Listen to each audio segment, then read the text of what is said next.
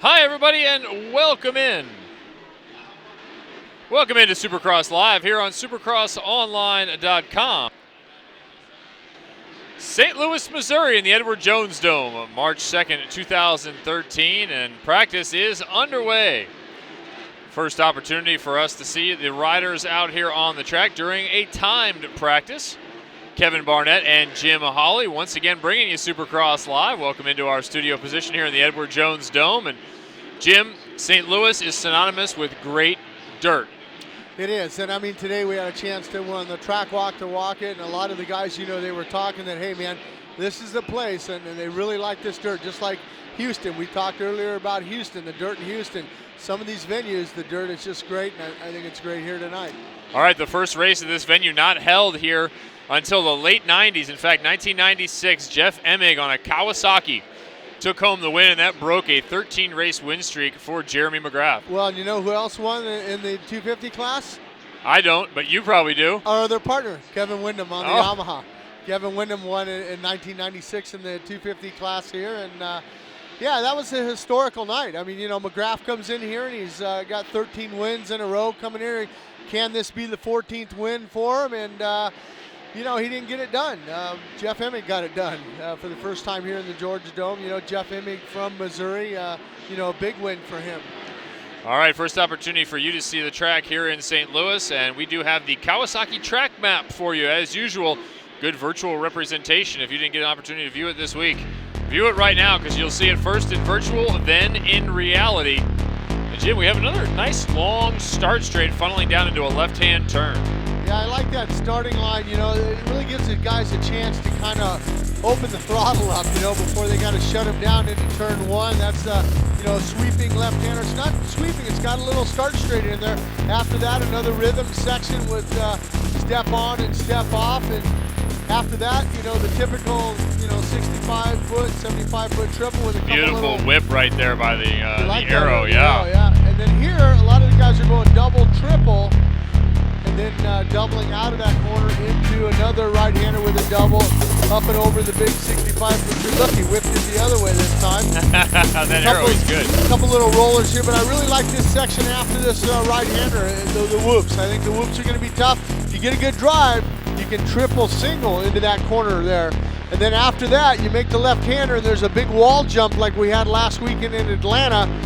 It doesn't show it on the map, but it's there. And then you go backwards on the starting line, a nice double into that corner.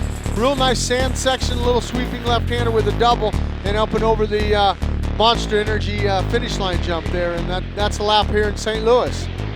You'll notice there are a few differences in what you see there versus what you're going to see out on the track. There are a couple of different options. The triple out of the rhythm lane on the press box side. This is the triple right after the finish line jump.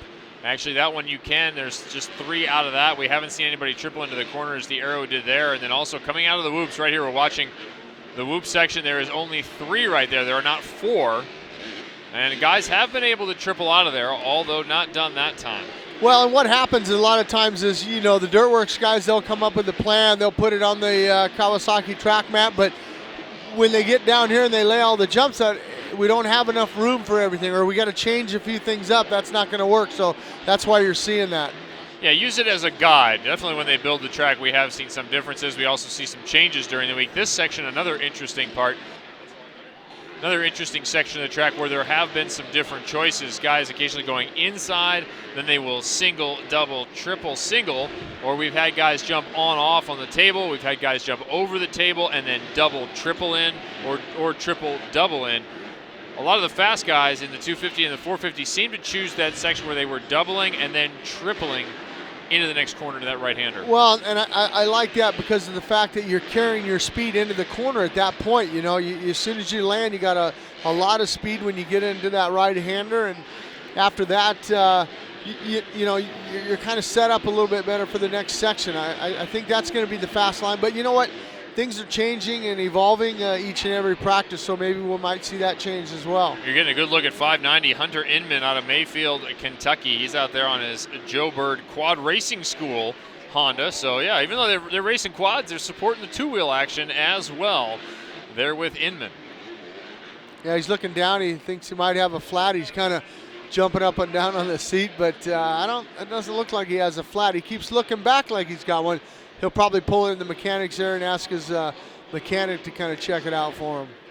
I've heard guys say that they've gone a lap or two or done some part of a race with a partially flat tire, tried to struggle through. What happens when that tire goes flat? What's the dangerous part of having a tire flat? Well, I mean, you just lose your traction. You know, the wheels slipping all around. The bike starts to fishtail around with you, but I don't think he's got a flat. That's Hayes right there, I believe, on the Kawasaki. Yeah, Jacob Hayes, SRS Motorsports out of Jamestown, North Carolina. He's got the fast time right now. He's got a 54.6 working for him right now. But, I mean, you know, it depends on where you're at. You know, if you're in a qualifying position, you got a flat tire, I mean, you got to try to, you know, and it's the last lap, I mean, you got to try to, you know, ride it out and transfer, you know. It depends on where you're at in the main, you know, if it's a couple laps. But if it happens in the beginning of the race, you might as well just pull it in because there's no sense on it. It's too dangerous out there. You can't double the, you know, you can't triple the triple jumps out there. You're getting in the way of your fellow riders at that point when they come around to lap you, and it's just better to pull it in. But if it's the last lap, you better stay out there and try to qualify. Speaking of transfers, there's a whole new show at the end of track walk nowadays, and it's Kevin Windham getting ready, doing some practice for his transfers. He did a monster transfer at the end of the track walk, and if you have an opportunity to see it tonight, if you're going to be in studio, or pardon me, in stadium, please come and check it out. Unbelievably long jump from Kevin Windham. We'll have him up here later to talk about it on the show and make his picks.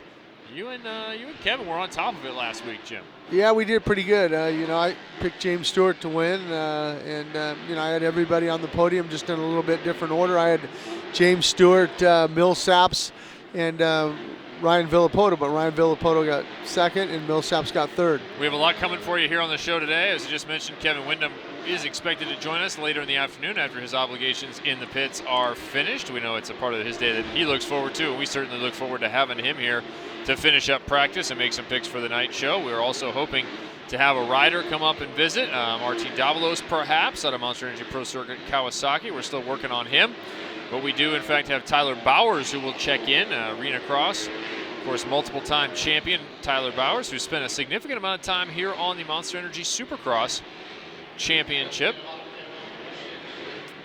Talk to him and see if we're going to see him later in the year, Jim, as we have in years past. Yeah, I think he will. I mean, he always enjoys coming back to Supercross. I mean, what else are you going to do?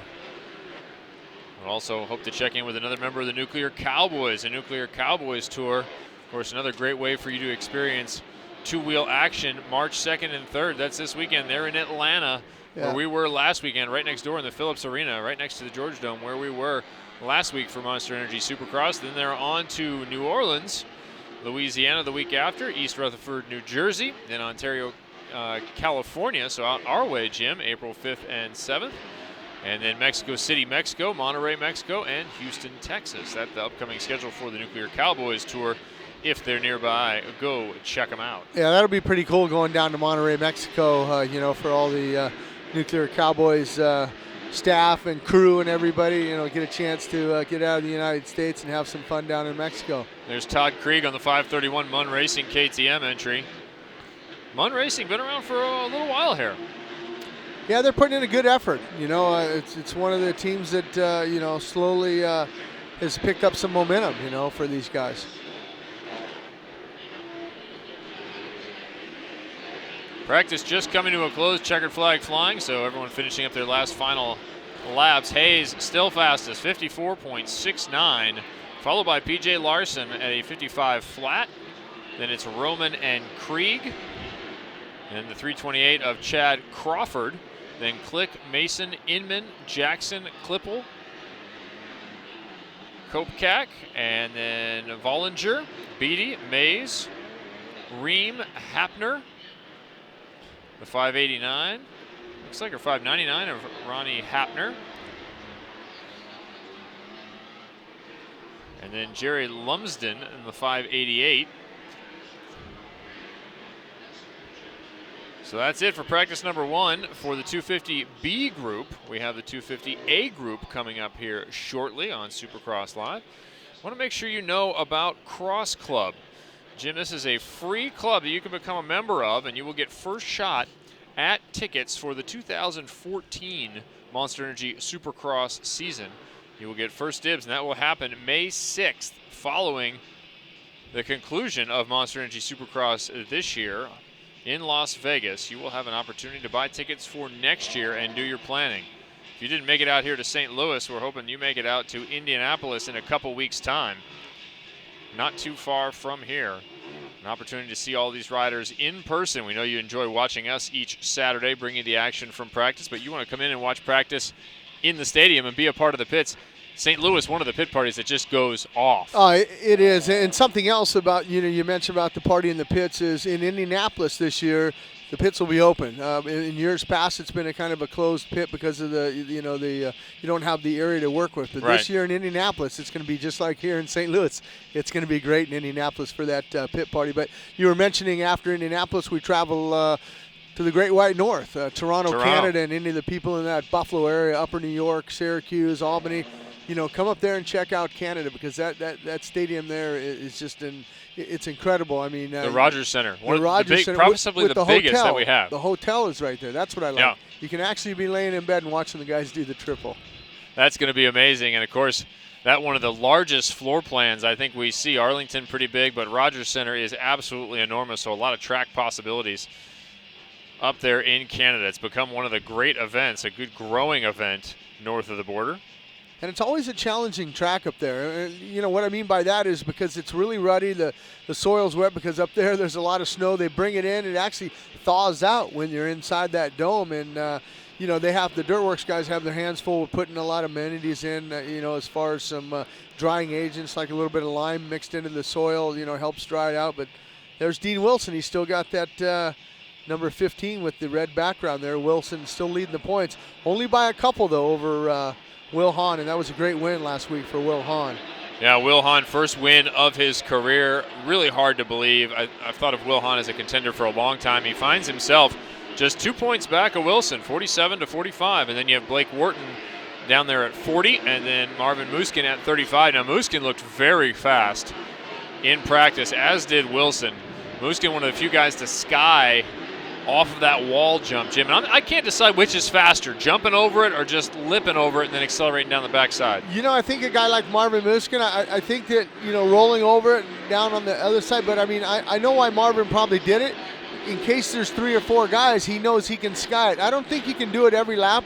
Right there, that's that section. Yeah, it takes a toll out of your body and the motorcycle to do it 15 laps out there for that main event, but to have it in your back pocket, knowing that you can do it, there's that sand section where we saw Will Hahn. Now I'm going to ask you the same thing later about James Stewart, but I want to know really about Will Hahn. How different is it for Will Hahn now that he has that first race victory, not only in the year, but in his career? How does that change your approach as a rider? Well, I think you saw it today. He's the first one out here.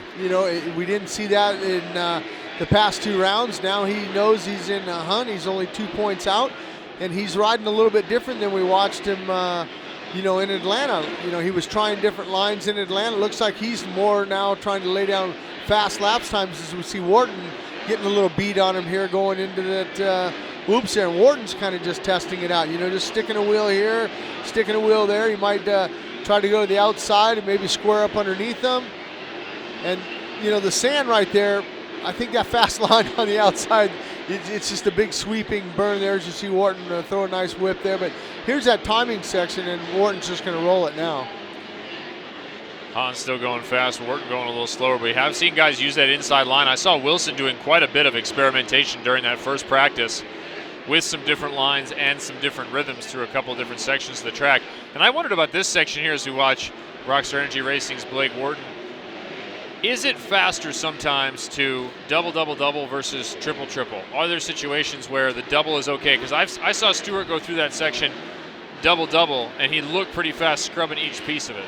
Well, you got to remember that these guys are, only out here for about 10 minutes, okay? When that main event comes around, the track's going to change. They're out there for 20 minutes. I got to go back a few years ago when Villapoto, when he had his horrible crash here, when him and Dungey were battling. At some spots, you get down into the concrete down there. So, to answer your question on the double, yeah, sure, it's faster to triple. But if you go double through it, you know that what it takes to do that in case during the main event the ruts get so deep that you can't triple that section, and you know how to go through it as a double. Okay, so they're planning for future track degradation. Got it. Look once again at Will Hahn. You saw Marvin Muskin for a second. Now look at the 87 of Lance Vincent. Vincent on another Munn Racing entry on that KTM. Yeah, Lance Vincent, you've talked about him and, his rides he's had. I mean, last weekend, it was an okay ride for a 12th for him. But, he should be up in that top 6 easy, and Lance Vincent, he's just 10th in the points right now. So, he had a better finish, the opener in Arlington. Yeah, the week before he actually finished, it looks like 11th. Picked up 11 points in that race. Yeah, I believe that's 10th for 11 points. The 10th? Okay. So that was a good ride for him. There's Wharton now. Wharton's got that fast time right now, 51.7. Will Hahn with a 51.8. And then after that, you got Marvin Muskin with a 52.9. Freeze after that. Freezy, actually. We talked to his dad. It's Freezy, not Freeze. Thank you, Doug Freezy, for clearing that up. I've heard it both ways all year long. There are those whoops. A little pretty good groove going through the middle of them there, Jim.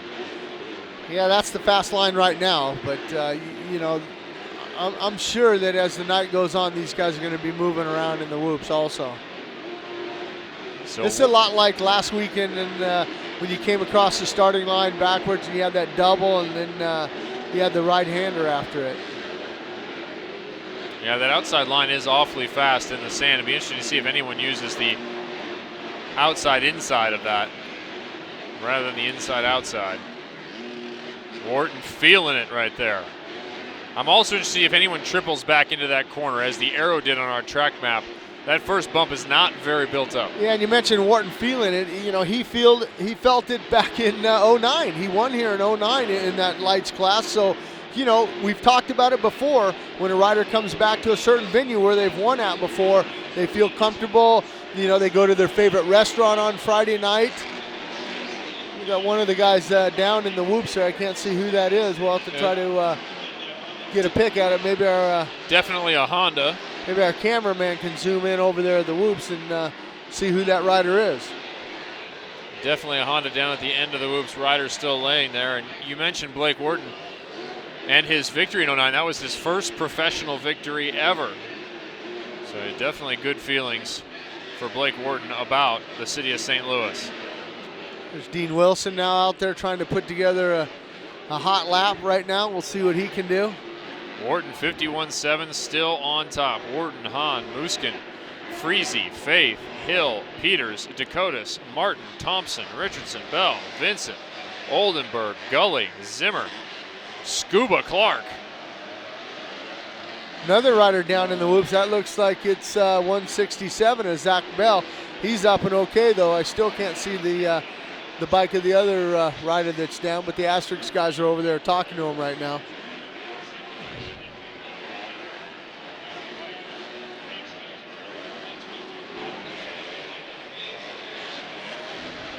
Blake Wharton on another hot lap there, looking to better his time, and stays on top, 51.7. Looked like he was hitting a hot lap at the end of that last one. That was a 101 in preparation for this lap. Again, the game these guys play with each other, but also they just work themselves into the track as they learn different parts of the track, decide when to go fast, when to try and leap above the leaderboard. You'll especially see it in practice number 2. Yeah, there's Vince Freezy, 42 right there. Yeah, Vince saying that the difference between the 450 and the 250 felt like some of the techniques he was applying to a 450 start were not working as effectively on the 250 and hurting his starting position a bit. He's trying to change that around as he continues to contest the 250 East, even though he sits inside the top 10 here in points in the 250 East. He's inside the top 20. Right, in the 450.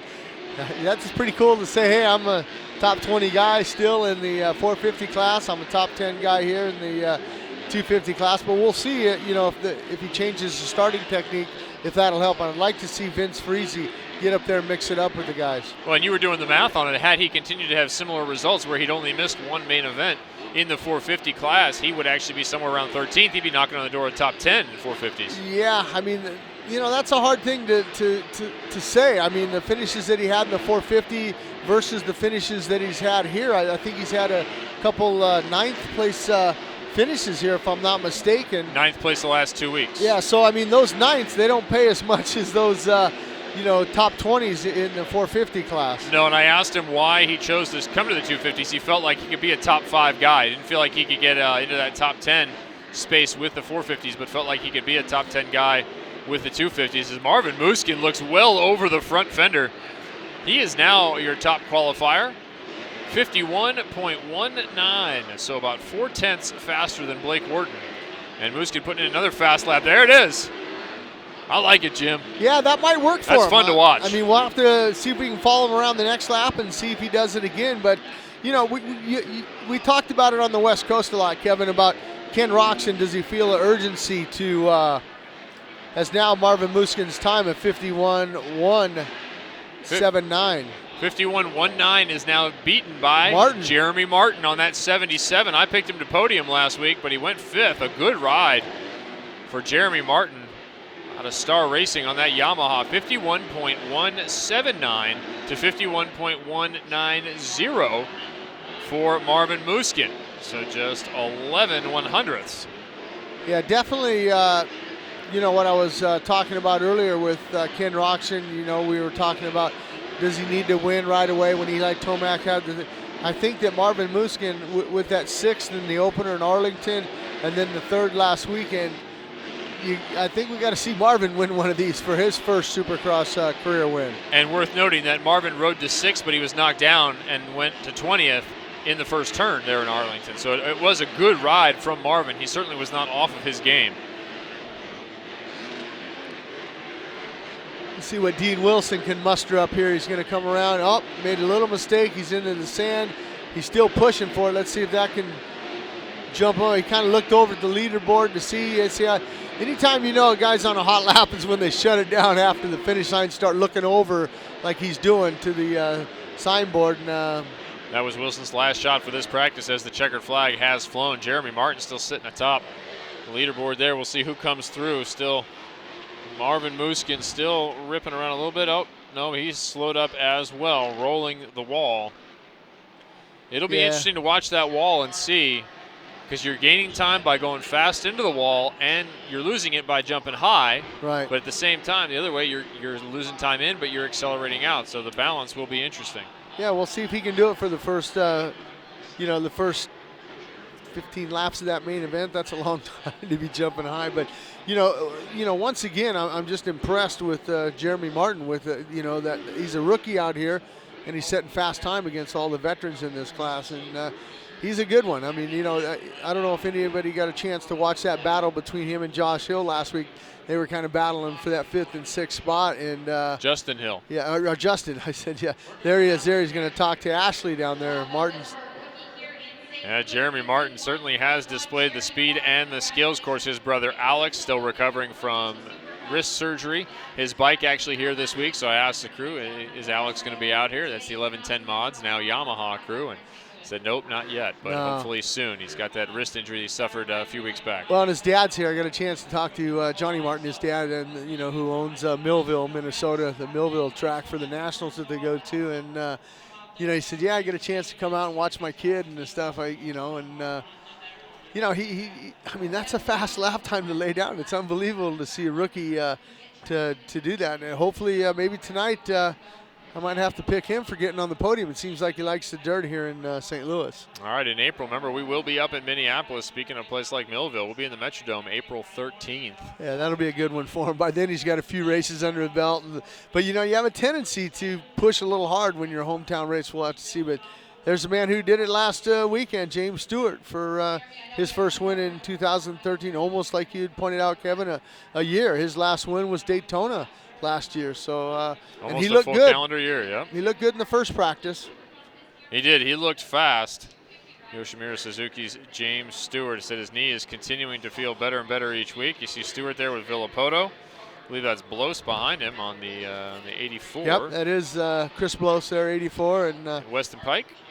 No, that's Chris. No, Weston Pike also there, right in front of those guys. Yeah. He was in there, the 46. And off we go, and Mike Alessi looking to whole shot practice again. He had a good week. He actually got rained out. His track was all flooded. He went down to James Stewart, practiced with James a little bit this week. And, Tony Alessi said, hey, he's smiling, he's happy, he's feeling good. So we'll see if maybe Mike Alessi can't get it back up on the podium. Yeah, maybe he stiffened up those forks or something, go James Stewart style through the whoops now. Mike Alessi, Moto Concepts rider. Of course, second in the Nationals this past summer. Well, let's see. He's coming up to the whoops, that left-hander there. Let's see if he just blitzes them. And a little bit of rhythm there as they're starting to groove out.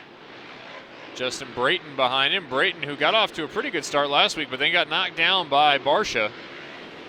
Barsha taking the front wheel away from Brayton, and Brayton asked after the race about that incident, asked if he was going to have words with Barsha. He said, no, I'm not going to have words with him, but I'll remember. Yeah, he'll definitely remember, that's for sure. But you mentioned Brayton. Brayton had a great ride here last year, leading a bunch of laps in that main event, and then Villapoto got around him. But Brayton, I believe, ended up either second or third here. I can't remember, but he was definitely on the podium here last year, Justin Brayton. Up third. Dungey was second. Dungey reeled him in, as we're looking at Dungey right now. There is Ryan Dungey, Red Bull KTM rider, who went sixth last week. But a lot of riders saying last week it was all about the start. They were having trouble passing, and we had 9 riders inside of the top second. So that is an unbelievable display of speed by a whole bunch of guys. Jim, this continues to be wondered by people everywhere in the moto world. Is this the deepest group we've ever had inside of Monster Energy Supercross in the 450s? I think so. At least in the past 10 years or so. I mean, I want to think that the era I was in had a lot of deep talent also. But it's good to see all those guys, like you had mentioned, all on the same lap time. Within a second of each other. I mean, that's so close. I don't know. In my era, we didn't have timing and score. We only had stopwatches, and some of the guys would lie and say, "Hey, yeah, I'm this fast," just to screw with your mind a little bit. With transponder technology, you either are fast or you are not. The scoring board tells you so. As you look at Justin Brayton, just going down the list of guys that have won races, many of them won championships, and guys who you think are contenders this year. James Stewart, Ryan Villapoto, Davey Millsaps, of course, the points leader. Barsha, who's won a race. Trey Kennard with a history of race wins. Ryan Dungey, Eli Tomac, who won at the Monster Energy Cup, won one of those main events in his second 450 ride now. Jake Weimer, who is back, who has done well. Chad Reed, of course, a former champion. Throw in the mix there, Justin Brayton, Andrew Short. We've seen Brayton take home heat races. Andrew Short's won a main event, Seattle last year. So, I mean, just naming off those guys right there, that's 10 guys right there. So we had 9 guys in qualifying inside of the top second last week. Now, in the race, in the main event, you had 5 guys inside of the same second running up front. One of those guys was Ryan Villapoto, who ran second for that entire main event to James Stewart. And there's the man who was in third, the red background of Davey Millsaps. Figure by this time, by the 9th round, he has to be getting quite comfortable with that red plate. We wondered how heavy the red plate would be early on in the season for him, but he has shown time and time again the ability to ride under pressure. Well, it's a little more lighter this week because of the fact that he lost some points. He lost 2 points last week. He's still 22 ahead, still a lot of racing to go, but something that we had noted, I mean, Davey Millsaps, he has finished on the podium in all 8 rounds except for one of them, and that was Anaheim 2, where he had to come through the last chance race to get into that main event, and he had a podium that round, but he just slid it out. Chad Reed reaped the benefits of that, and but to be on the podium for 7 out of the 8 rounds, and the round that you weren't on the podium, you were 4th. And everyone keeps waiting for his bad race. Maybe that was it, where he was 4th, because his motor grenaded in the heat race, and then he had to go through the LCQ. He had to fight for that day. He didn't fight all the way to the front as Ryan Dungey did later in the season out of the LCQ, but Davey Millsaps is having an incredible year. update on the times. And I hope you're pulling out your computer or mobile device or something and have the times while you're watching our show. You have an opportunity to watch our show, maybe pull out another device or open another window next to us and look at some of the times here. Ryan Villapoto, 50 flat, 50.09. Fastest time. Right behind him, Davey Millsaps, 50.3. Chad Reed, 50.4. James Stewart, 50.7. Justin Barsha, 50.7. So there's 5 guys, once again, inside of the same second from 50 flat on up to 50.7. Then you have Dungey, Gerke, Alessi, Tomac, Chisholm, Pike, Short, Albertson, and they are rapidly changing. All kinds of guys moving around beyond that as you go on down to 20th, and that's Josh Hill at the moment, who is the one this week who's stricken with the flu as that continues to get passed around. Our cameraman, Dave, he's okay. He's Josh good. Hill. Dave is good, yeah, Dave is good. There's, Villapoto right now, like he said, but there's only about 4 more minutes, just a little over 4.05 now. James Stewart traditionally likes to lay down his fast lap on the last time, so we'll see if James can, dip into the 49 maybe. There's Trey Kennard on that 41, Team Honda Muscle Milk. Good interview with Trey earlier and just asked him about things going well for him, not things going poorly. Told him, hey, Trey, it's your fault, man.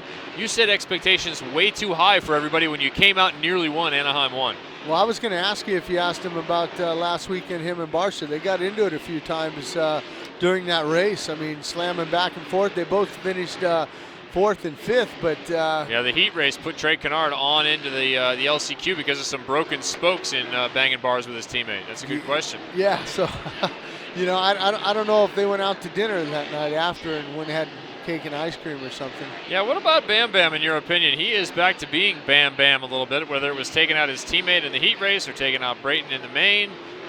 And by taking out, I mean the other rider ended up on the ground or with a bike that was no longer functioning. Is that a good route for Justin Barsha to be headed his rookie season in the 450 class? Well, and you got to remember that those guys were teammates on the Geico team in the lights, and they had some run-ins there too. So now you're transferring it over to the Honda Muscle Milk team. But no, I don't know. It's got to be a little tense in there, not only for the riders but for the mechanics too. I mean, think about it. If you're the mechanic for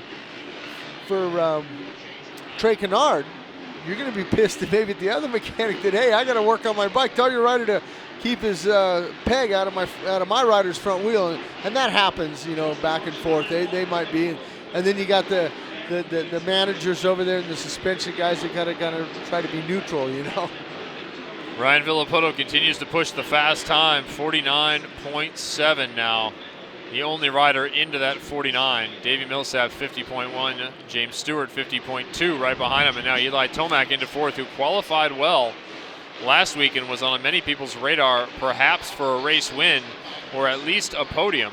Tomac ended up 7th. James Stewart is looks like he's in there talking to Lee McCullough, maybe making a couple changes on the bike, and then we'll see if he can go out there. He's only got about 1:42 left in this practice session. We'll see if James comes out or if he's just going to call it for this practice. It looks like he's going to start coming out.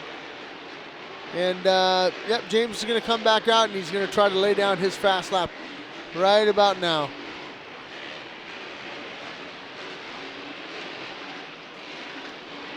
I can't see behind that. There's Weimer there, number 12. Good to see Jake Weimer back.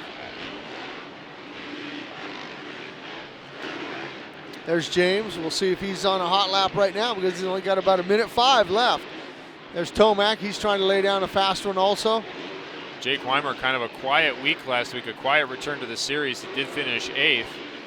Jake Weimer, of course, out earlier with some form of pneumonia and then came back, crashed, got run over. Broken ribs. Had a couple broken ribs, took him out for a couple more weeks. So Jake Weimer just looking to kind of stay healthy and return to form here. Yeah, hopefully he doesn't sneeze. Yeah. Out of Rupert, Idaho. There is Eli Tomac out of Cortez, Colorado. This will be his 2nd points race in the 450 class.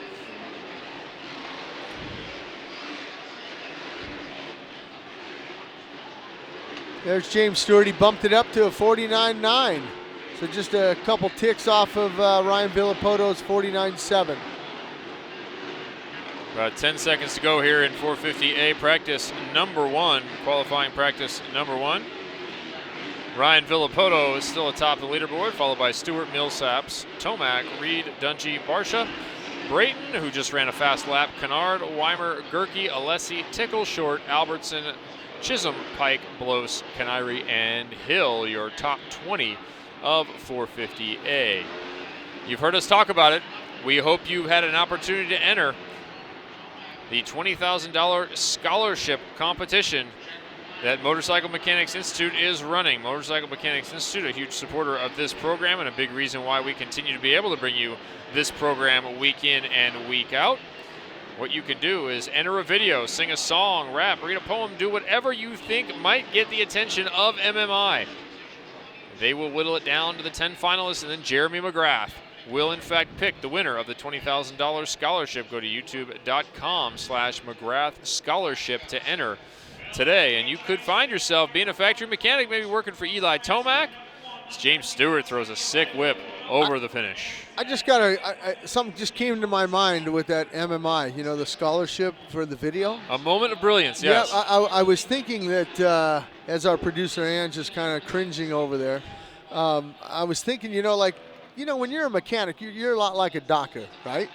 A doctor, sure. I mean, you're working on the motor, you know. Yeah, you have a patient. The heart of the motor is the crank or whatever, you know, and the clutch is like the lung or something, you know. So it's a doctor. So, you know, doctors have nurses, right? So I'm thinking if I'm doing that video for MMI, I'm going to have a hot assistant handing me my tools when I'm working on that motorcycle. You know, someone in a nice bathing suit or something to catch the eye of Jeremy McGrath. What do you think, Kev? It might get his attention. Maybe you being on the judging, Jim, that would get your attention for sure. You got our producer's attention. YouTube.com/McGrath Scholarship to enter today. Welcome back into our broadcast position here. We want to take a quick break here on Supercross Live on supercrossonline.com. Remember, we're bringing you 3 hours of live streaming. Later on, we're going to have a couple of Skype chats, a Nuclear Cowboys athlete, as well as Tyler Bowers, leader of... Or is he points leader again, Jim? He is the points leader. He is the points leader again. Just by a couple. In AMSOIL Arenacross. So we have a lot more to come here for Monster Energy Supercross St. Louis. Back in a moment. Are sport bikes in your blood? Do you like the power? Think 2 wheels are way better than 4? Well, how'd you like to turn your love of high-performance motorcycles into a kick-butt career? You can, right here at MMI. Come on. At MMI, you're going full throttle with intense hands-on training programs. Our students work hard, study hard, and it pays off. When you graduate here, you're going to be ready to work. MMI teams up with all the big boys: Honda, Kawasaki, Yamaha, BMW Motorrad, Suzuki, and Harley-Davidson. You train on their bikes using the latest technology and equipment, and you have the opportunity to earn manufacturer and dealer recognition. Hey, you're only going to get that kind of training right here at MMI. We've graduated more technicians over the last 10 years than all the other schools combined. That's a whole lot of techs doing what they love. If bikes are in your DNA, then you should be working on these bad boys. Pick up the phone and let's talk about programs, campuses, and financial aid. You ready to ride? Let's go. Call now.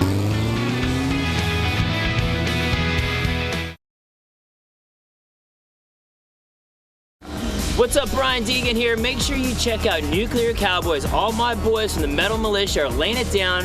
Freestyle motocross, the best riders in the world. It is the best show, so get your tickets now. Check it out.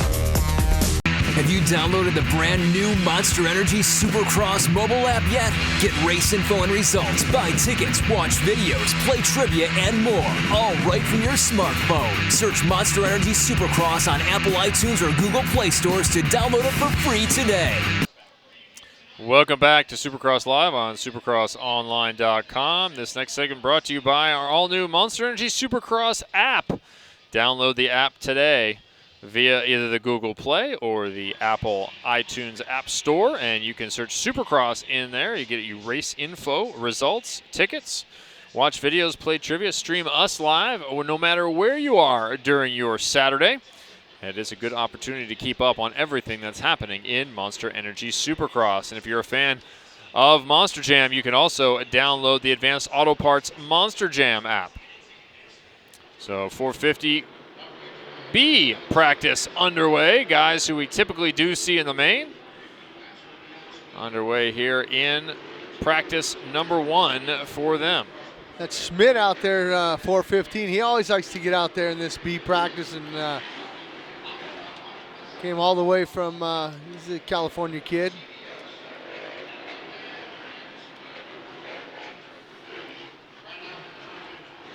Nicholas Schmidt out of Riverside on that 415 Honda. Another guy who was fast early on, who you've seen off and on through a variety of teams, but in the main, frequently, Kyle Partridge. Kyle Partridge on that Rocky Mountain ATV now, Honda, out of Lake Elsinore. Dustin Pipes also out there, 91 or 61. I can't remember what his number was, if it was 91 or 61. I'm looking for Pipes there. We'll have to wait for him to come up on the board. Dustin Pipes, 181 out of Madera, California. Yep, JT off. Racing and Race Tech.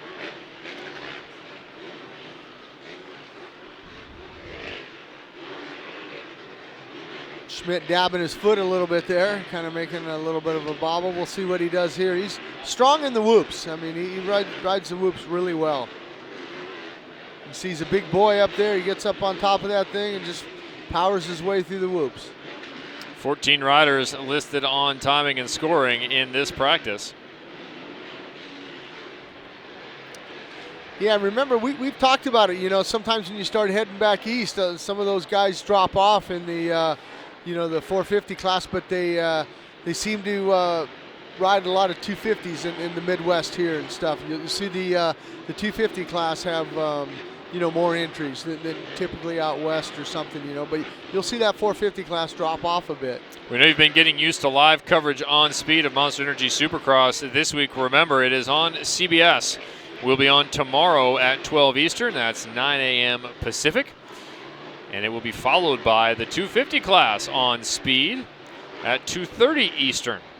That's 11:30 Pacific time, both on Sunday. So this is your Saturday fix of Monster Energy Supercross here on Supercross Live. We hope you're enjoying tuning in. Kevin Barnett along with Jim Holley bringing you all the action from the Edward Jones Dome here in snowy St. Louis. Oh, Schmidt lost the front end there, just kind of held on to it there. Schmidt goes down, and so we will pick up Les Smith. Yeah, Les Smith just kind of rides around him there on the KTM. Let's see what Les does on this wall jump. Les Smith on the BTO Sports KTM. Of course, Andrew Short now, one of his teammates on the 29, had a good heat race last week, struggled a little bit in the main. He and Chad Reed getting into it, I remember you talking about.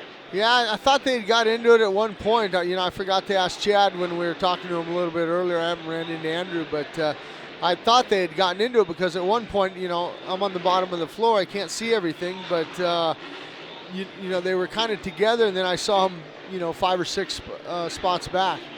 There's Dustin Pipes. There's Dustin Pipes. See, he triples, and then he's going to single into that corner where, I think the tripling in, if you can get that triple in, it's a little faster. This is where we'll have to see what he does in here. He kind of doubles, and then can he ride her in his way? Schmidt's in his way. He couldn't triple that section. But most riders are double, triple, double through that section. Dustin, another kid that's a big kid. You look on him on the motorcycle. He's tall. He can hang.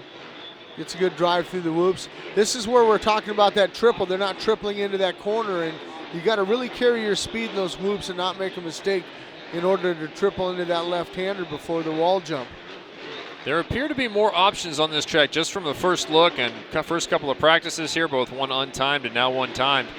There appear to be some pretty decent options. You could go inside in this left-hander. Most riders going outside there. There's a few different options through this section. There's the triple single in. Pipes is choosing. A lot of riders going over that table and then going double, triple into the corner. A lot of the top 450 guys doing that. There you see the triple that time from Pipes, and then the double out. And then this section here, Jim, you were asking earlier if after this triple anyone has quadded yet through here. Yeah, it looks like it's just pretty tight. Yeah, I saw a couple of guys in the A practice triple there, but I don't think the first one has enough of a launch pad. If it was a little bigger on the first one, for sure, I think they could quad into that section there. But I mean, you look at it as Dustin Pipes is going in the sand. I'd like to see right there maybe a little bump in that sand to kind of throw some guys to that inside. I know what they're trying to do there. They're trying to make a couple different lines, but I'd like to see, that outside sand is just so fast. I mean, you just get in there and you kind of rail the outside. You see you're going to see some of the ruts here starting to develop also.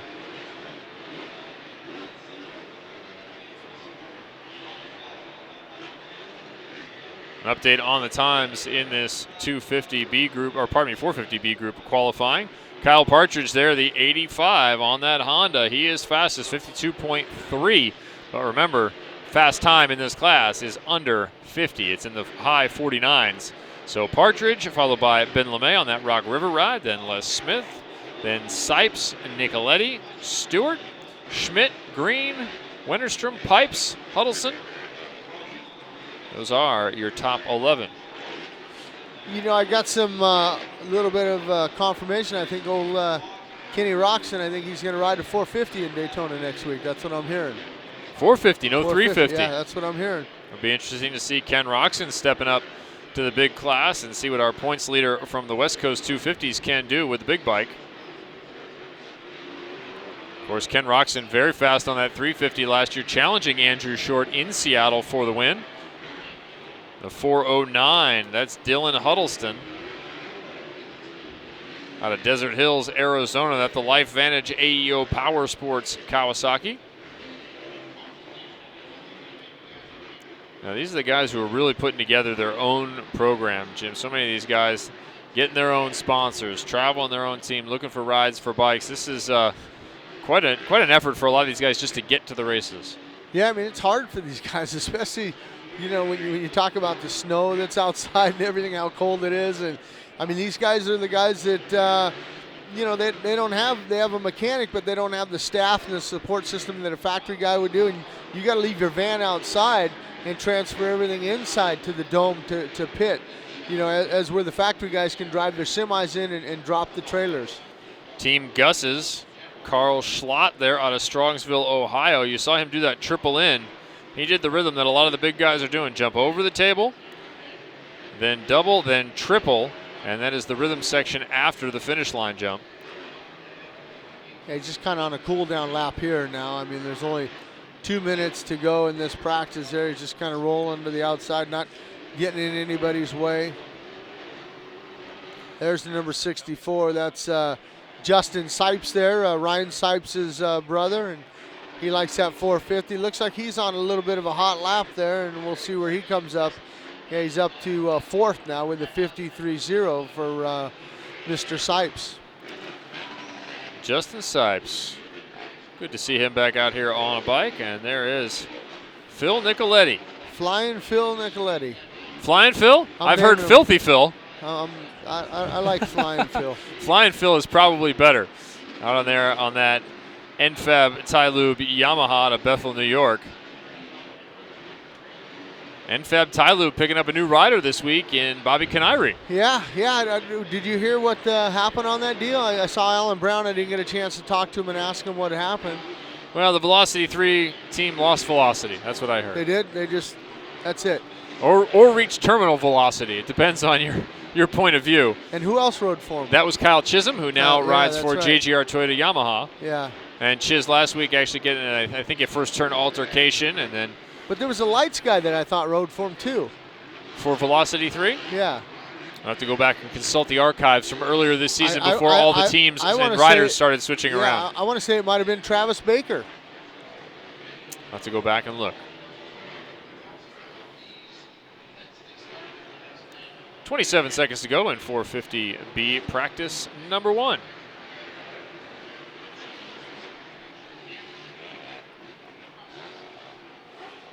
That's a nice view when they pan out real wide like that. You get a chance to see the whole track in its entirety. I mean, it's pretty impressive what the Dirtworks guys do in the Feld Motorsports, putting these things together and getting everything in, and, all the tough blocks in the right place, all the timing and scoring stuff in the right place. Travis Baker, Valley Motorsports, Yamaha. Valley, okay. Definitely a blue bike. Yeah, blue bike, okay. And Fab Tylube. I don't know that I've ever seen a 250 rider under their tent as we look at the 975 of Jake Loberg out of Ham Lake, Minnesota.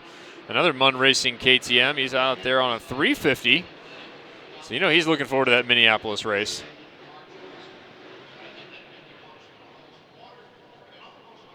Yeah, that's it now. They're just kind of going through the motions right now. They know this one's over.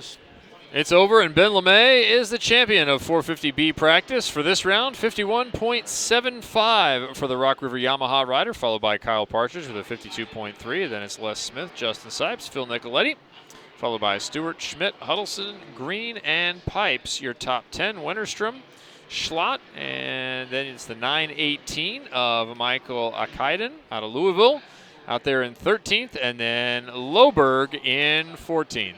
St. Louis, of course, a great place to come and enjoy a Monster Energy Supercross event. It's not only the race in the evening, but it's also all day in the pit party. An incredible pit party going on. And by the way, it's inside, so no worries there on the snow and the cold weather. It is nice and toasty inside. You can come in and enjoy all the festivities, meet your favorite riders. Rare is a sport like this where the top riders are out there mingling with the fans. There's no way you can get close to an NFL guy on a game day, but you can definitely get right up and close, personal, with a Monster Energy Supercross rider. Well, and we also like going down there. We run into a few fans that watch Supercross live. They said, hey, we see you on there, and, you know, we kind of say hi to them and talk to our fans, and that's pretty cool to interact with them, you know, and get their perspective on the show and what they like, and you know, if they wanted anything changed or tweaked. Also on our Facebook page. Yeah, we've had some fun Facebook action. We've had folks posting on there. And what do you like about Supercross Live? Jim, you're pretty popular here on this show. Lots of people like your input. And I appreciate it. Yeah, I want to say hi to Trevor and Wayland, who we ran into last night in the hotel. Guys, their family there enjoying the event from over from Indiana. Yeah. Drove all the way over here to St. Louis. They're looking forward to not only this event, but also Indianapolis. So Trevor and Wayland, hope you're having a great time. We know your mom tunes in each week. We're going to take a short break here on Supercross Live. When we come back, we will have some Nuclear Cowboys action going on here. We're going to continue to push the bounds of technology as Jimmy Fitzpatrick will join us. And we're also looking forward later, Amsoil Arenacross points leader Tyler Bowers. Tyler Bowers is going to be here on the show. Right back, Kevin and Jim. Want to stay up to date with Monster Energy AMA Supercross and FIM World Championship? Then follow all the action of Supercross on Facebook and Twitter. Get real-time updates and stay current on all the Monster Energy Supercross news. Comment on our Facebook wall and tweet us using hashtag Supercross Live. Watch videos from every city during the 2013 Supercross season on YouTube and share your photos on Instagram with hashtag Supercross Live. All season long, our Supercross fans can connect with riders, ask them questions, and even get info from the riders with exclusive information before all the big races. Be sure to check out Monster Energy Supercross on Facebook, Twitter, Instagram, and YouTube for exclusive content that you won't find anywhere else.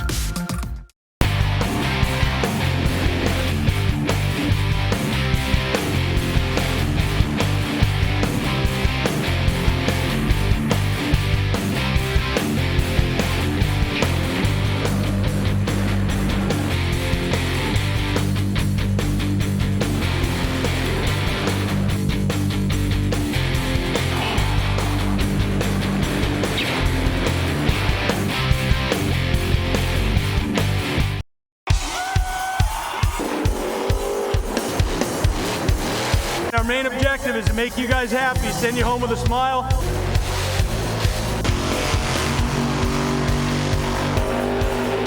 How does he do it? Now it's time to crank the wick up a little bit. Oh man, here we go. And another! Oh, ouch. Oh yeah! Oh, look at this! The battle is about to begin.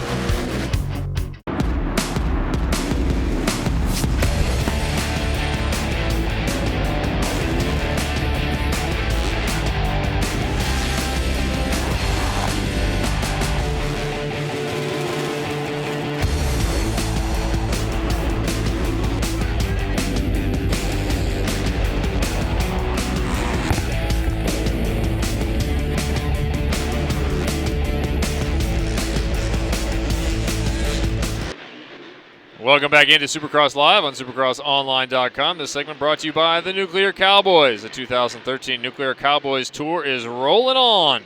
They're in Atlanta this weekend, and they're headed to New Orleans next weekend on March 8th. Go to Nuclear Cowboys, that's Cowboys with a Z.com for more information. We actually have one of the members of Nuclear Cowboys now, Jim, joining us. Last week it was Derek Garland. This week it's Jimmy Fitzpatrick joining us live from Atlanta, where they're performing out there at the Phillips Arena. And Jimmy, you've been with the Nuclear Cowboys for a very long time. What kind of changes have you seen since 2010? Yeah, Nuclear Cowboys, it's an awesome tour. This is our 4th year doing it. And over the years, it just seems like it's getting better and better. The riders are stepping up their game. And, the show itself has just evolved to where it's running nice and smooth. And all around, it's been good. It's definitely been an awesome tour. Hey, Jimmy, Jim Holley here. Hey, you got this new thing going on, your own FMX compound there. Can me and Kevin come down and try? Yeah, Fitzland. Can we come down there and try something? Because I was talking, better have a foam pit for me. Yeah, foam pit. I was thinking maybe I'd like to do it. Yeah, Fitzland, we've been around there for about 12 years now, and it started off with just a couple little jumps that I shoveled up when I first got out there, and now we've got dozers, tractors, water trucks, and, got anything from your 50-foot doubles to 220-foot gaps to foam pits, ramps, bum boxes, you name it. We got it all there. So, yeah, it's definitely like the perfect little training facility for freestyle motocross. Hey, let me ask you this. I know you're in Atlanta in the Phillips Arena. Will you go back out west, or will you hang out on the East Coast before you head to New Orleans next week? Yeah, pretty much the routine is basically we come out here, usually fly out on a Friday, do a Saturday, Sunday show, and then fly back home for a couple days, get in a couple days of riding there at the house, and then fly back out. So, yep, heading back west for a couple days, and then back on out to New Orleans next. Jimmy, we've had quite a few of you guys here on the show, and I don't know if we asked the other guys this, but I wonder how much input you guys have into the program. Oh, we lost him. Thank you, producer Jeff. We just lost Jimmy Fitzpatrick out there. We'll try and reestablish contact with Atlanta. Hopefully, he probably had to go to practice. Well, hopefully The Walking Dead hasn't started. Kind of the epicenter there, CDC in Atlanta, for those that watch the AMC series. All right, so an update on practice here from St. Louis. You have Hall up front. That is the 792. As we try and reboot Skype, for those of you that recognize that. Bracken Hall out of Rock Springs, Wyoming, on the Rocky Mountain ATV MC Honda. And then followed by Albers, Gilmore, Howell, Harrison, Sewell, Greco, Oswald, Alcora, Entignap, Stryker, Barnett. And in the 718 right now in last, but probably not for long, Fort Wayne, Indiana's own Matt Schneider on the Spider Energy Drink racing team. Schneider will be there in a couple weeks in Indianapolis. I'll bet he'll have some friends and family along with him, probably several here as well. St. Louis not that far from the Indianapolis area. How about the 212 of Austin Albers out of Beaufort, Georgia? That's Team Gus again on that Suzuki.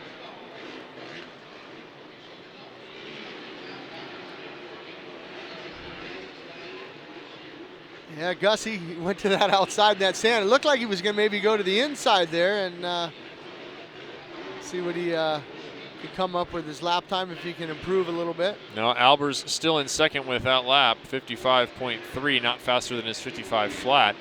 Bracken Hall continues to lead with a 54.8. I'll have to check back on the times and see if 54.8 is good enough to get you inside the night program. I suspect it is. Yeah, and you look at this C practice, and I mean, these guys are great athletes. They're doing all the timing sections. I see something that, it's just the corner speed, in and out of the corners. That's where they're off just a little bit. You're seeing the times, from this practice to 54.8, and I believe that who had the fast one, Ben LeMay, he was at a 52 something. So, those couple seconds there, I mean, because, you look at them, they're great going through the whoops. They're doing everything, the double there, the single, they're coming around the right-hander, the wall jump, but it's just in and out of the corners. It looks like they're not aggressive enough. Like any pro sport, when we talk about who is riding well and who is not, we are talking about tiny shades of gray as it relates to these different riders. Any one of these guys coming out to your local track, you're going to look at them and go, my God, are they fast? Yeah. This is Adam Entignap out of Lompoc, California, the Dave Humphrey TPJ Fly Honda. I think we have Jimmy Fitzpatrick back here, Jim. I think we have him back. Jimmy, are you there? There we go. I'm Jimmy, here. You know, what I was starting to ask you while we continue to watch our 450C group practice, what I wanted to ask you was, how much input do you, the riders, have on the tricks and the way that the program flows, and how much does it change over a season, if at all? Because I know you guys have kind of a standard practice. It is a regular set show, but do little pieces of it change based on your input or your ideas? You know, before we start the tour, we have about a 2-week rehearsal, and during that time, yes, the riders definitely put in a lot of input on what tricks we do. You know, if this is going to work right here, if this isn't going to work, and you know, we sit there and rehearse it until we get it right, and then once we know it in and out, we basically head on out to our first show and then go from there. Hey, Jimmy, I noticed you're starting to get a beard too, like Derek Garland. I looked at him; he kind of shaved his a little bit for a charity thing, but seems like all you Metal Militia guys are getting this beard going. Yeah, not really. It's just we had last weekend off, so I just I don't know, went up to the mountains, went snowboarding, and just didn't really shave it. So hopefully, maybe next week I'll probably hack it off. You mentioned snowboarding, so that's a release for you, obviously. I mean, you know, just to kind of, you got a weekend off, you get a break, you just kind of, you get away and you do something other extreme sport. Yeah, no, it's, you know, if you ride dirt bikes in and out, you got to go out there and do some kind of other fun activities. So for me, it's snowboarding, definitely. How's old Mikey Mason doing over there? Oh, Mason, he's a character. He's definitely, he's almost like the class clown of the group. He's the fun one to be around. He's awesome. He's definitely a big part of the show, and smooth style, killer rider all around. Well, make sure you you know, dress him up when you guys are in New Orleans next week and send him down Bourbon Street. Yep, that's the plans. That's the plan. Jimmy, we know you guys are fans of Monster Energy Supercross, and you have some sort of pool going over there. Who are you picking for this week?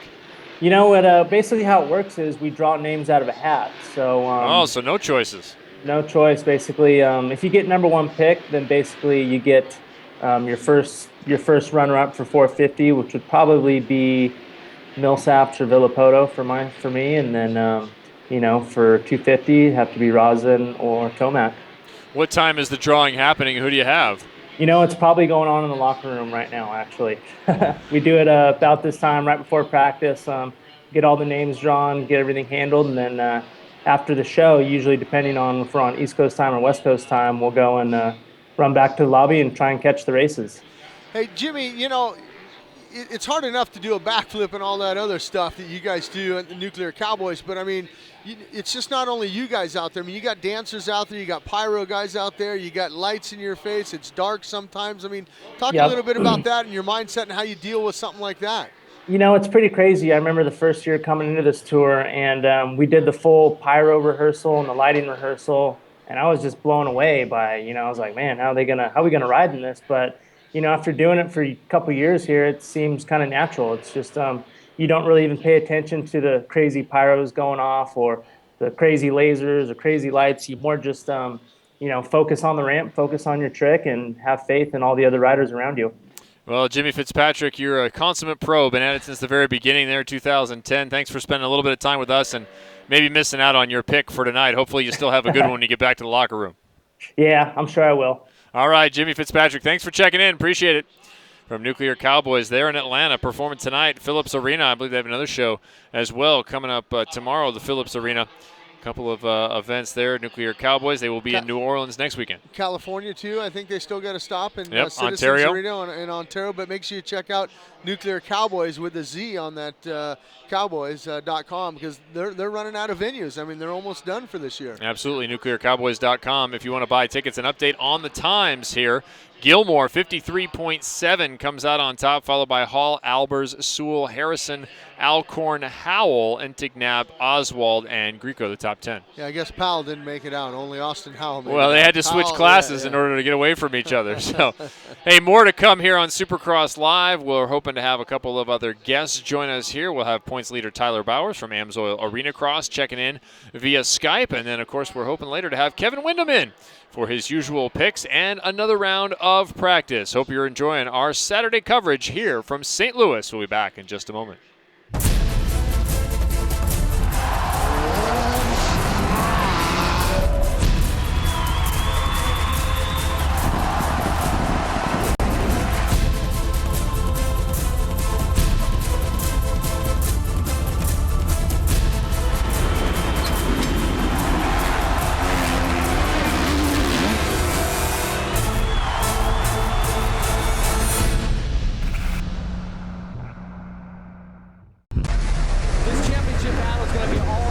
tonight is going to be a pivotal night in the points race. It's all out speed and determination. Wow, that was amazing. This is what it's all about. Just incredible racing, side by side, bar to bar through the rhythm section. If that won't fire you up for the championship, I don't know what will.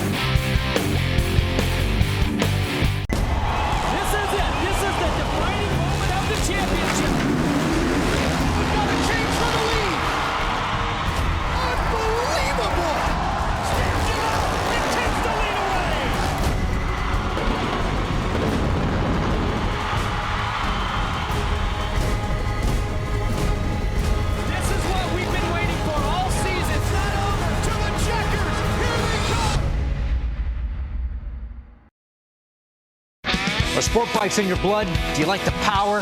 Think 2 wheels are way better than 4? Well, how'd you like to turn your love of high-performance motorcycles into a kick-butt career? You can, right here at MMI. Come on. At MMI, you're going full throttle with intense hands-on training programs. Our students work hard, study hard, and it pays off. When you graduate here, you're going to be ready to work.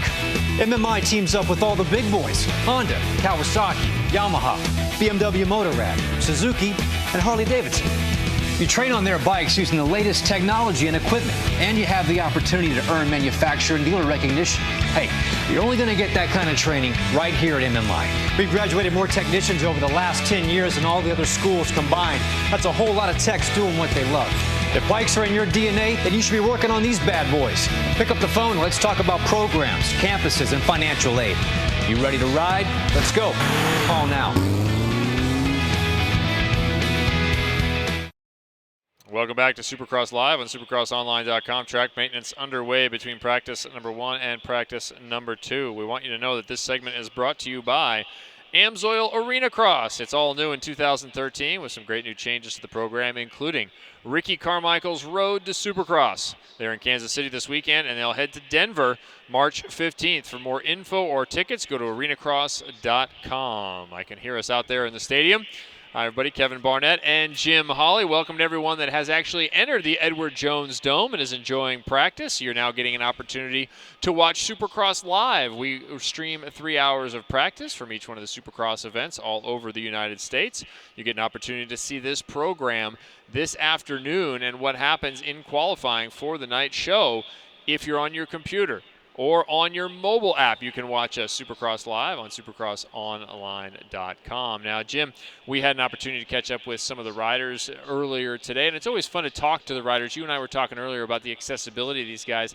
How about the demands of these guys in the day that they have? And we're just part of it, the demands that we have on them, but there's a lot more to being a Supercross rider, a Monster Energy Supercross rider, than just being out here on the track. Yeah, I mean, you got to take care of the sponsors, and we're probably a pain in their butt, to be honest, when we're out on the track walk. That's why we kind of try to go there, before the track walk, because, when I was riding, you're there to walk the track and talk to your, mechanic as you're walking and try different things, and then we come running up with a microphone and a camera and, hey, can we grab an interview? So, there's a lot of these guys, and that's why they make the autograph session is from 3 to 3:45, and, there's so many fans in the party in the pits and everything that they have to take tickets, to get an autograph from their favorite rider and stuff. And it's just, they get up probably in the morning about 8 o'clock, get up, brush their teeth, take a shower, get something to eat, and they don't come back to the hotel until tonight around probably 12:30, 1 o'clock, and that's a full day. It's crazy on what their schedule is, but they're so approachable for the fans. When you go in there, you can meet Chad Reed, you can meet Ryan Villapoto, Justin Barcy, your favorite guy, and it's just cool that you see that, because if I go to a stick and ball sport, I don't get to meet those guys. I don't get to meet the Dodgers. I live in Los Angeles, so Dodgers. I don't get to meet Magic Johnson. Right. He owns the Dodgers. I can't even talk to the guy. It's a long day for the riders. It's a long day for us. It's a fun day for us to get an opportunity to come to the races every day. We do start with a pre-race preview each morning. That is usually up by about 10 a.m. local time, and then we have 3 hours of live streaming. Then Jim gets an opportunity to visit with the podium riders on the AMSOIL podium interviews at the end of the night, followed by our post-race wrap-up. So a lot for you to consume there on supercrossonline.com. Now today, we did the hard work for you. We ran down some of those riders out in the pits and on the track walk. This is our Track Talk segment. We had an opportunity to catch up with Brock Tickle, Jake Weimer, and Chad Reed. Let's meet those riders right now. Supercross Live at supercrossonline.com. Just before track walk, catching up with RCH's Brock Tickle. And Brock, 12th last week. Grade your season so far this year. It's been so-so. I mean, everybody's here and everybody's healthy and everybody's riding good. So for us, we're just going to keep doing what we've been doing, and that's working hard during the week on the bike, myself, everything, the whole combo. So we've been doing that, and hopefully we can start turning things around and get inside the top 10 and maybe even break the top 5. You seem like one of those guys that sort of gains momentum throughout a season. What are the little pieces that you want to put together to think will help keep push forward? I think for me right now, it's just the start and then actually getting the first 5 laps under my belt in the main and staying there. And I think that's what my problem was when I did get the start. I kind of, right off the bat, kind of got shuffled back and didn't really be aggressive. And I think that's the main thing is everybody's riding good, so you have to be aggressive the first couple laps. I remember you got the start in San Diego. It felt pretty good up front. What's important about running some laps that way? Just go as fast as you can for as long as you can. I mean, everybody's riding good, like I said, and for us, I feel like I have a good setup and everything, and I'm ready to get after it. How about the tracks this year? There's been a lot of talk about one line, this, that. We've seen a couple of guys hole shot and take the win. Are the tracks holding you guys back? I would say the tracks have been easier than they have been in the past for sure, and maybe even more one line than normal. So I don't know. I think it's good for racing, but that's what the fans want, and just we got to race it, so let's do it. You have any strategies for coping with the travel? You being a California-based guy and having to travel back here, back east so often in the second half of the series? It hasn't been too bad right now, but after this race, we're actually flying to Tallahassee to go to Ricky's for a couple weeks, and I think that'd be good to break it up and get away a little bit. And how different will that be to be on Ricky's territory? It'll be nice. Genie, I heard, is ready for us, so we'll be down there getting our butts kicked by Genie and hopefully look for better results, like I said. Jim Holley, Supercross Live on supercrossonline.com, here with the man who finished 8th last weekend in Atlanta, Jake Weimer. Welcome back last weekend, a couple races off. Are you healthy? I'm getting there. I mean, I'm still getting better. My ribs are still sore, but I wouldn't say it's really holding me back. But still kind of getting better and making progress. So, yeah, looking forward to hopefully a better finish tonight. I've watched your career, coming up through the Arenacrosses and stuff, and winning the championship on the West Coast on the lights, or the 250 class now, and having podiums last year. This year, no podiums, struggling a little bit this year. It's hard to say, really. I mean, I kind of feel that way sometimes, but there's been a few things this year. I got sick, and then with the ribs, and so missed a couple races, and that's never a good thing to miss and then try and come back and be competitive. But last year there was a lot of guys hurt, not at the beginning. I'd gotten a few podiums, I think, with everybody healthy, but at the end of the season, there was only a couple of the top guys racing still, where this year I believe everybody that started Anaheim 1 is still here, so that makes it more difficult. Jim Holley, Supercross Live on supercrossonline.com. We're here in St. Louis. The man who owns that 22 Motorsports, Chad Reed. It's your 150th Supercross start, man. You're getting old.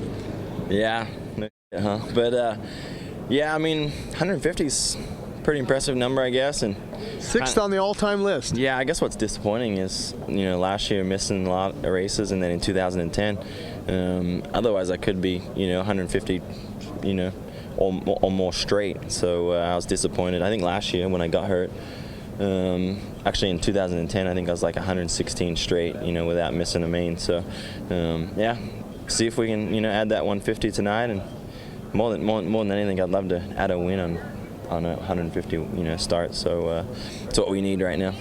correct me if I'm wrong, but yesterday, a year ago, you were having surgery. I mean, here you're racing here today in St. Louis. Yeah, 1st of March last year, I was having knee surgery, and watched this race from hospital bed in California. So excited to be here. A lot to be thankful for. Like you guys get so wrapped up in the results, and the results suck. I mean, there's no shying away from it. They're just not there. I haven't been comfortable and haven't been able to ride the way I want to ride. So, but I'm thankful that I'm here and not away from it. We're ticking away each week and trying to get better and give it another whirl this weekend.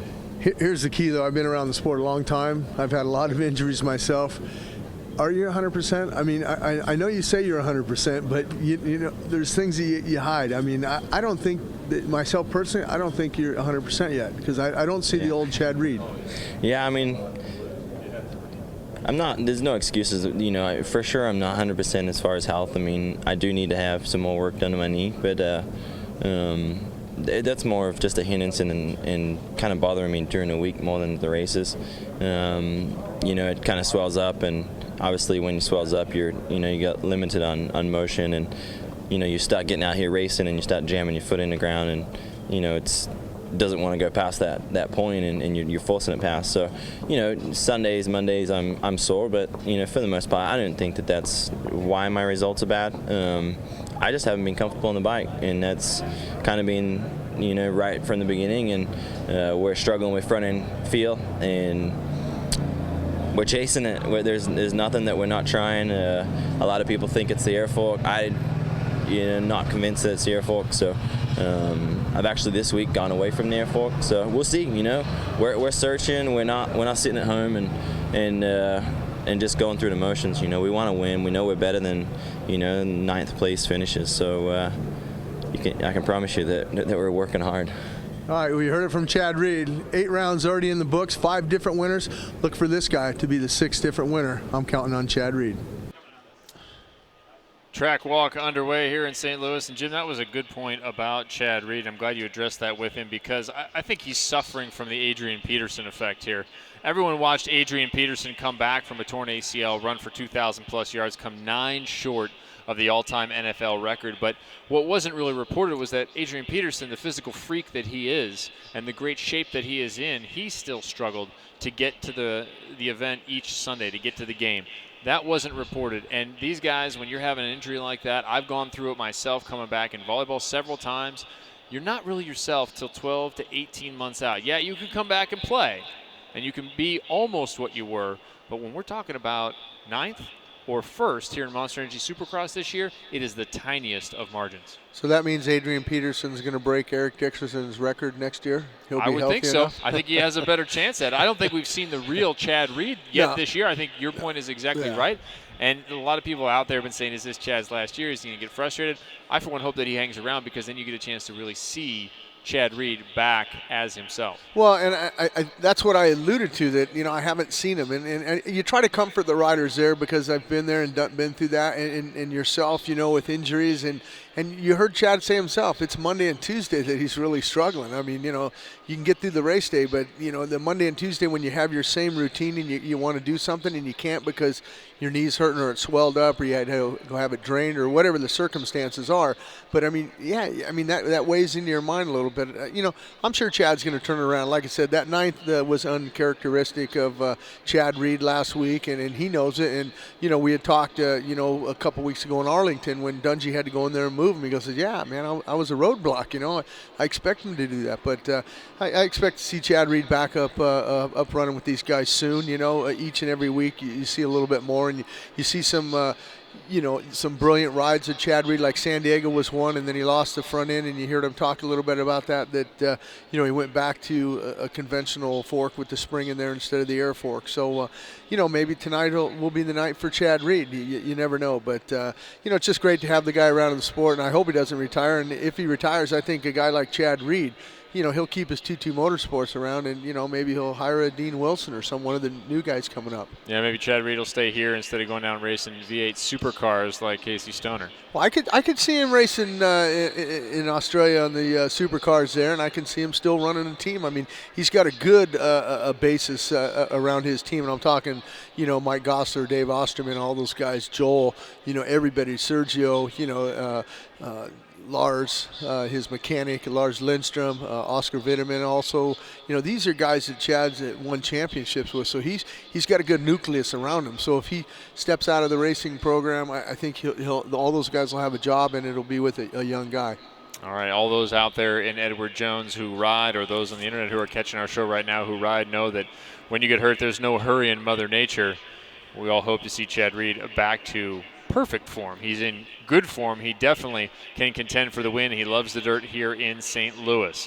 Now, there is a whole bunch of programming that goes on throughout the week here on supercrossonline.com. We have a segment After the Checkered Flag with the guys that you're used to seeing call the race each night, whether live on Speed or delayed on CBS as it is tomorrow. It will be on at 11 a.m. Midwest time. It'll be on at 12 o'clock, 12 p.m. Eastern time, followed by the lights. I believe it's 1:30 Central time. It will be broadcast on Speed, but you're used to seeing Ricky, Ralph, and Jeff. This is a segment that they shoot after each night of Monster Energy Supercross. Hi, everybody. Welcome to After the Checkered Flag on Supercross Live on supercrossonline.com. Ralph Shaheen, Jeff Emig, and Ricky Carmichael with you. The red clay in Georgia developed some great racing, but it wasn't really the trickiest part. It was the sand. Yeah, it sure was. The sand section was catching guys off guard for sure, and I thought the whole track was pretty interesting and created a lot of, two-line racing. It was multi-groove, if you will, and Atlanta was awesome. I'm looking forward to St. Louis this weekend. I think it's going to be good. It's always a really good track. The dirt is really good there, and the fans are really fun there. They get excited when we come there. So I'm looking forward to see what these guys have on their plate this weekend. Well, Jeff, what intrigues you the most out of the results from here tonight? Was it that James Stewart finally gets a win, or that Ryan Villapoto can only get to second? Well, I think it was interesting that we had a track that had multi-grooves, like Ricky said, but yet there were two riders here tonight that found a way to get their first win of the year. Of course, in the 250 class, it was Will Hahn, first win of his career, and then James Stewart notching his first win. Well, both riders got to start, and they took away, that advantage for the other riders because they just rode brilliant races. And this was the type of track here in Atlanta where riders could make a lot of mistakes, but the guys up front were just so focused, and they rode much better laps, much cleaner laps than I thought they would. They made their way through the lapped riders cleaner, so it was a bit of a chess match here tonight, and we don't always have that. The race in Atlanta always seems to have riders coming together and really, some exciting racing, but tonight it was like that positioning of the chess pawns. There's no way we could talk Ricky Carmichael back into racing, but I know that dirt next week's going to have you licking your chops. Oh, for sure it will. I think not only me, but my good buddy Jeff Emig over there. I mean, that place is awesome. You'd know when you're going there leading up to the race, it's going to be fun. A little challenging because it does get rutted, but nevertheless, it's going to be fun. Always seems like the design is good. Yeah, but it's the thing about how it ruts up. It ruts up bad, but in a good way, where the riders like the situation there. They like how it develops, and I had riders talking about it earlier today. They can't wait to get to St. Louis. So Show Me State got that great dirt. When I lived in Missouri growing up as a kid, I don't ever remember riding dirt that good, so I don't know where they got it from, but it'll be there for Monster Energy Supercross. Well, we're going to show you the Show Me State action on CBS next Sunday for the 450s and on Speed for the 250s. For Ricky Carmichael and Jeff Emig, I'm Ralph Shaheen. So long for now from Atlanta. There you go, St. Louis. You have the best dirt in the entire championship right here in this stadium tonight. And, Jim, how big a deal is the dirt? We've had riders complain about the softness of Oakland or the hardness of Dallas. What is it about St. Louis that makes it so perfect? I mean, I don't think they got anything to complain about. I mean, I think the dirt here looks great. I mean, I think it's nice, and like Jeff alluded to, it does rut up, but in a good way. You know, I mean, you know, sometimes you have those ruts that, you know, you come out of the corner and it's choppy coming out, but this is a nice smooth line when they can come out of the corner. But a lot of guys you saw in those practices changing lines on the faces of some of those transition sections where they do start to rut up and they get a little deep. They catch the bottom of the skid plate, you know, the foot pegs, and kind of has a tendency to send the bike on a nose in down when they're landing. So they'll kind of be moving around a little bit. And, you know, in years past here, we've seen the dirt, you know, it's soft and it gets down to the concrete. So guys got to be aware of that, especially on when some of those transition sections when you go to grab a handful and you need that power to loft you over something. If you hit a little bit of pavement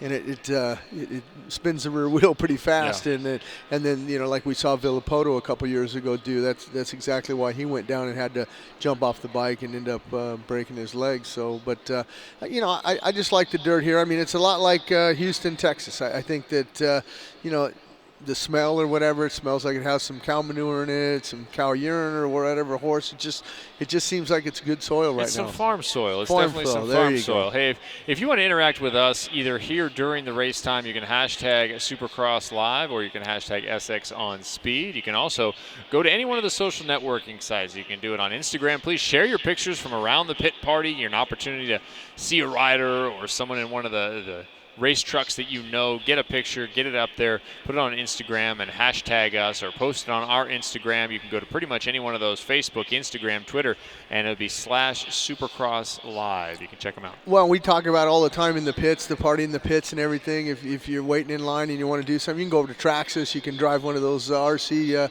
trucks and cars and things like that. I mean, there's a lot of activity. I see a lot of the sponsorships, you know, they have where you can sit on a motorcycle, and I think one's even upside down like a backflip, and you can show your buddies, hey, I did a backflip today in St. Louis.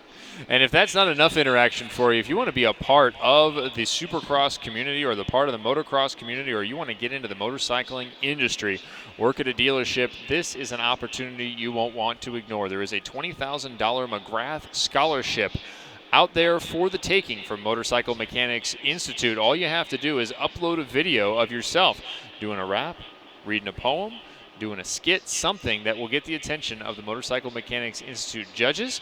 They will pass along the 10 best videos to Jeremy McGrath himself, and he will select the winner of the $20,000 McGrath scholarship to the Motorcycle Mechanics Institute. This could be a lease on a new career and a good start for you. Go to youtube.com/McGrath Scholarship to learn more.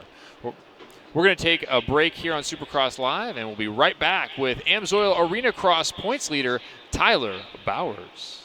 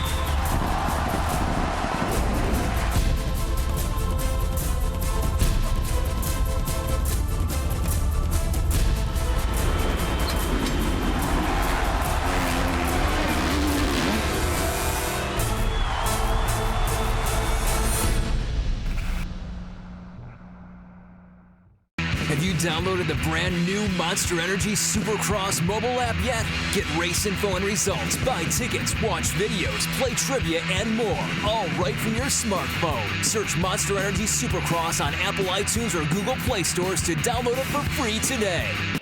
Welcome back to Supercross Live on supercrossonline.com. This segment brought to you by that Monster Energy Supercross app. Go and download it today. You can keep up on us and everything in the world of Monster Energy Supercross all week long. You can get push notifications and lots of great content. Go to the Google Play or the Apple App Store. Kevin Barnett and Jim Holley once again taking you through Supercross Live. And now we're pleased to be joined by AMSOIL Arenacross points leader Tyler Bowers, not to mention the two-time defending champion. Now, Tyler, you find yourself this week in Kansas City, and you find yourself once again with the points lead, but this is a whole different set of circumstances for you. The points have been reset, and the race to the championship is on. How much more importance does this place on the end of the season? It's huge. You know, like, well, going into the race for the championship here, I came in, I had like a 60-point lead, and somebody thought it was a good idea to erase that and separate the top 10 by 5 points. So I wasn't too pumped on it, as you can tell. But, yeah, I lost the points lead the first weekend. I had a rough crash during the week, and I was just really sore. Kind of just salvaged the weekend. I dropped back to third, and last weekend pulled off a win and got back up into the points lead. But I've only got a 2-point gap on Jeff Gibson and a 3-point gap on Zach Ames in third place. So, you know, this end of the season's getting really tight and getting really interesting. Hey, Tyler, correct me if I'm wrong, but, you know, Jeff Gibson, I believe he won an AMSOIL Arenacross championship too. So, I mean, how much pressure does that put on yourself knowing that he knows how to win championships also?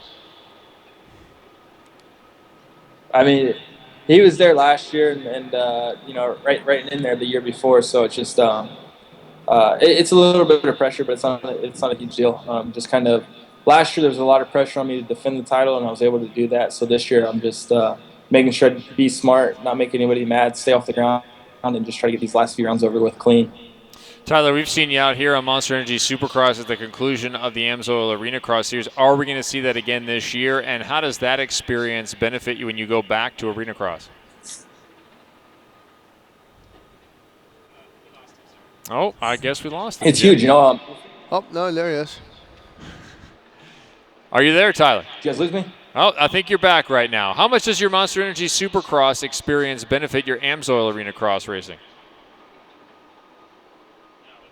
We'll keep trying. I guess producer Jeff says we have actually lost him there, Jim. But AMSOIL Arenacross is definitely tighter. And we talked to the other riders throughout the weeks. They talk about the whoop section.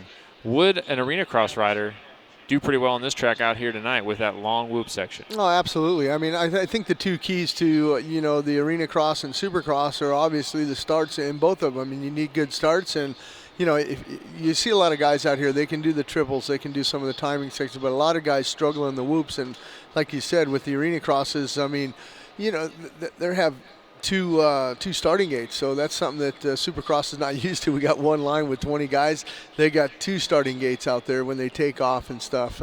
But it's a lot more aggressive, and you got to remember that they're riding on Friday and Saturday nights at a lot of these Arenacrosses. They're doing back-to-back events. So I mean, that's what you heard Tyler talk a little bit earlier about. He doesn't want to make anybody mad because they can come back and retaliate, you know, the next night or whatever, and paybacks. But you know, it's different, this championship, you know, Chase, like you had mentioned, the other ones in years past, you know, he is the two-time defending AMSOIL Arenacross champion. The thing about it is he had a lot of points he could kind of coast and kind of huge lead again relax. This year. But now it's gone. You talked about 60 points. I mean, that is huge going into and they say, oh, we restack it up and you're only going to have 6 points. The guy behind you is going to have 5 and on down, you know, and it's basically the top 10 guys. That's where they get the points reset. So it makes it interesting. And the other thing that I like is, you know, this weekend right now they're in Kansas City.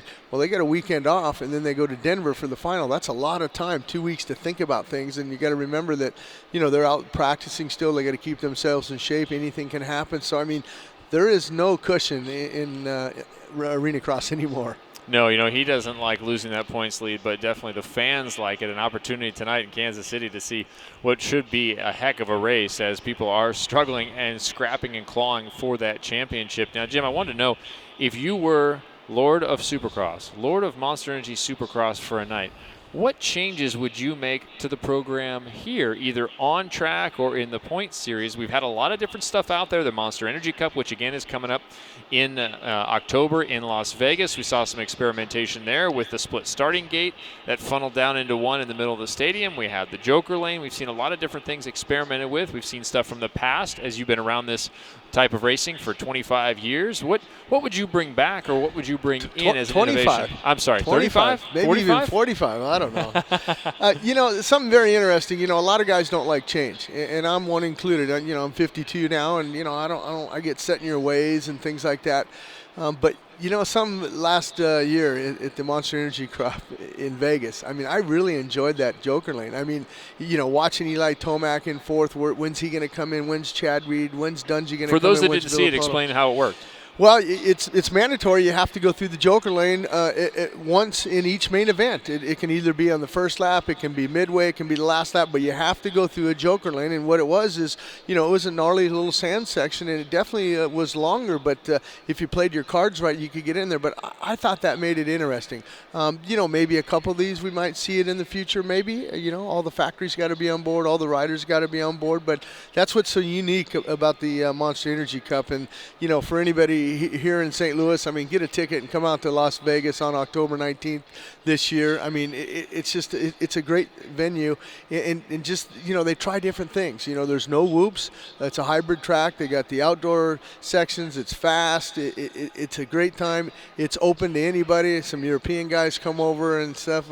Ben Townley rode the first one. I remember he came over. It was good to see him. So, I mean, I just enjoy it, and I like to watch the 85cc class and the Amateur All-Stars, the Alpine Star Amateur All-Stars there. I mean, that's where we saw Justin Hill, you know, a couple years ago win, and now we see Justin Hill, you know, he finished up 6th last week in Atlanta. So, I mean, this is the future of the sport. So I think it's pretty cool. And I don't know if, you know, you take the top 10 guys now in Supercross. I don't know if they would like the Joker lane, but I like the idea of what Feld's doing. Implement it into the younger guys in the amateurs, and that way there they kind of get a little used to it, and who knows, maybe we'll see it in Supercross in a couple years. All right, a couple of opportunities, or should I say excuses, for you to get out to Las Vegas, both on May 4th of this year and also October 19th of this year, and that is the finale of Monster Energy Supercross 2013 happening on May 4th, and then on October 19th, that is the Monster Energy Cup, and who knows what you'll have an opportunity to see this year at the Monster Energy Cup. What innovations will they come up with? We'll have to see. I want to give you a review of last year here in St. Louis. We have a little piece that'll give you a little primer of what happened inside the Edward Jones Dome back in 2012, and who knows what we're going to see here in 2013. Here is last year. Villapoto is not going to get the hole shot. He's hugging the inside. The Nuclear Cowboys hole shot goes to Davey Millsaps. And his teammate James Stewart was absolutely last going around the first turn. Millsaps, Villapoto, Brayton, Winda, Dungey, Metcalf, all in the mix. Things were again problematic for James Stewart. James Stewart is already passing people inside and out. Oh, and he gets thrown. Stewart now is down on the ground as we watch Millsaps pulling away. Down goes Stewart, and off they go. As the race neared the halfway point, Dungey made his move. And here comes Dungey, leaping past. Dungey trying to get inside on Davey Millsaps. Does it, but Millsaps comes back around the outside, can't make the move. In lap 13, Dungey would focus in on second place Justin Brayton. Dungey trying the inside. Brayton shuts the door. Watch right here. Dungey cuts low. Let's see, gets next to him. This could be it. The run through the rhythm section. The crowd behind him. Dungey's in second. For his part, Stewart made the most of a sloppy start. I tell you what, I'm looking at James Stewart here, and I expected him to just blow past his teammate. Oh, there it is. Like that. There's the move. Although Villapoto enjoyed the lead for most of the race, Dungey would give him a scare. Look how close Dungey is, guys. Top of your screen right here. He is right there. Wow, you guys, I am really impressed with Ryan Dungey here. This is just an incredible ride. Here he comes, though, to win number 5. Ryan Villapoto, 5-time winner in 2012 as he takes the checkers Juniors here in St. Louis. So there you notice some of the changes, Jim. Ryan Villapoto, winner last year, had that red background. Of course, he's still on that Monster Energy Kawasaki. But then Davey Millsaps, who got the whole shot there on a Yamaha, of course, our points leader now on the Suzuki. And then you see Justin Brayton in there on a Honda. Now he is back over to JGR. Yeah, there's something that I noticed in that piece that you know, like Dungey was able to make good clean passes on that, and that's what this track here in St. Louis with the dirt, and we talked about the soil, that you can make good passes and set guys up without even having to come in to make contact with them. Yeah, so this should make for very good racing here tonight. I want to give you an update on the points. Davey Millsaps, of course, the points leader, followed by Orion. Used to be Ryan Dungey, now it's Ryan Villapoto. If you're Villapoto sitting in second place right now, you're 22 back. What's the plan? You got to win races. I mean, that's the bottom line. You got to win races, and most importantly, you got to finish ahead of Davey Millsaps, and hopefully some guys can get in between there.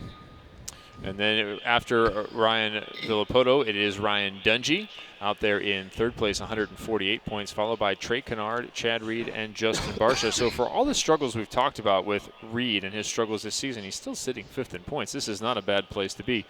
Point to how good Chad Reed really is, even when he's not 100%. Yeah, I mean that's a classic example. The points of Reed. He's been consistent. He's been in double digits in the points, except for one round, and that was Oakland, where he finished up 12th, and I believe he got 9 points for that round. You know, everybody else, you're going to look at Ryan Villapoto. That 16th, that really hurt him there. I believe that was 4 or 5 points for that position, 5 points for 16th. So that's a single-digit number. And then, like you said, Davey Millsaps, he's only had that 4th, which is 18 points. That's the lowest he has scored. So, I mean, right there's a lot of time to make up for those guys. But, you know, I think that if you're Ryan Villapoto, you know, last week, that was a good win for James Stewart. He was riding great, and I mean, what do? Do you go up there and try to fight James Stewart for it? I mean, James Stewart's going to fight you tooth and nail. You have a chance to get knocked down, and then Davey Millsaps passing. Now you lose more points to Davey Millsaps. I think, well, okay, second's okay. I gain a couple on him. Let's move into St. Louis and see where we're at. And you got to remember that, you know, weather could play a factor into this. Not here tonight, obviously, because of the dome, but when they move next weekend to Daytona, you know, who knows? It could be raining. Anything could happen. We've seen it in the past. Last year was a mud fest. Yeah, it just, you never know. And, you know, of course, you know, the Seattle, that could be one also. We've had weather in Salt Lake City. We've had Salt Lake and some snow.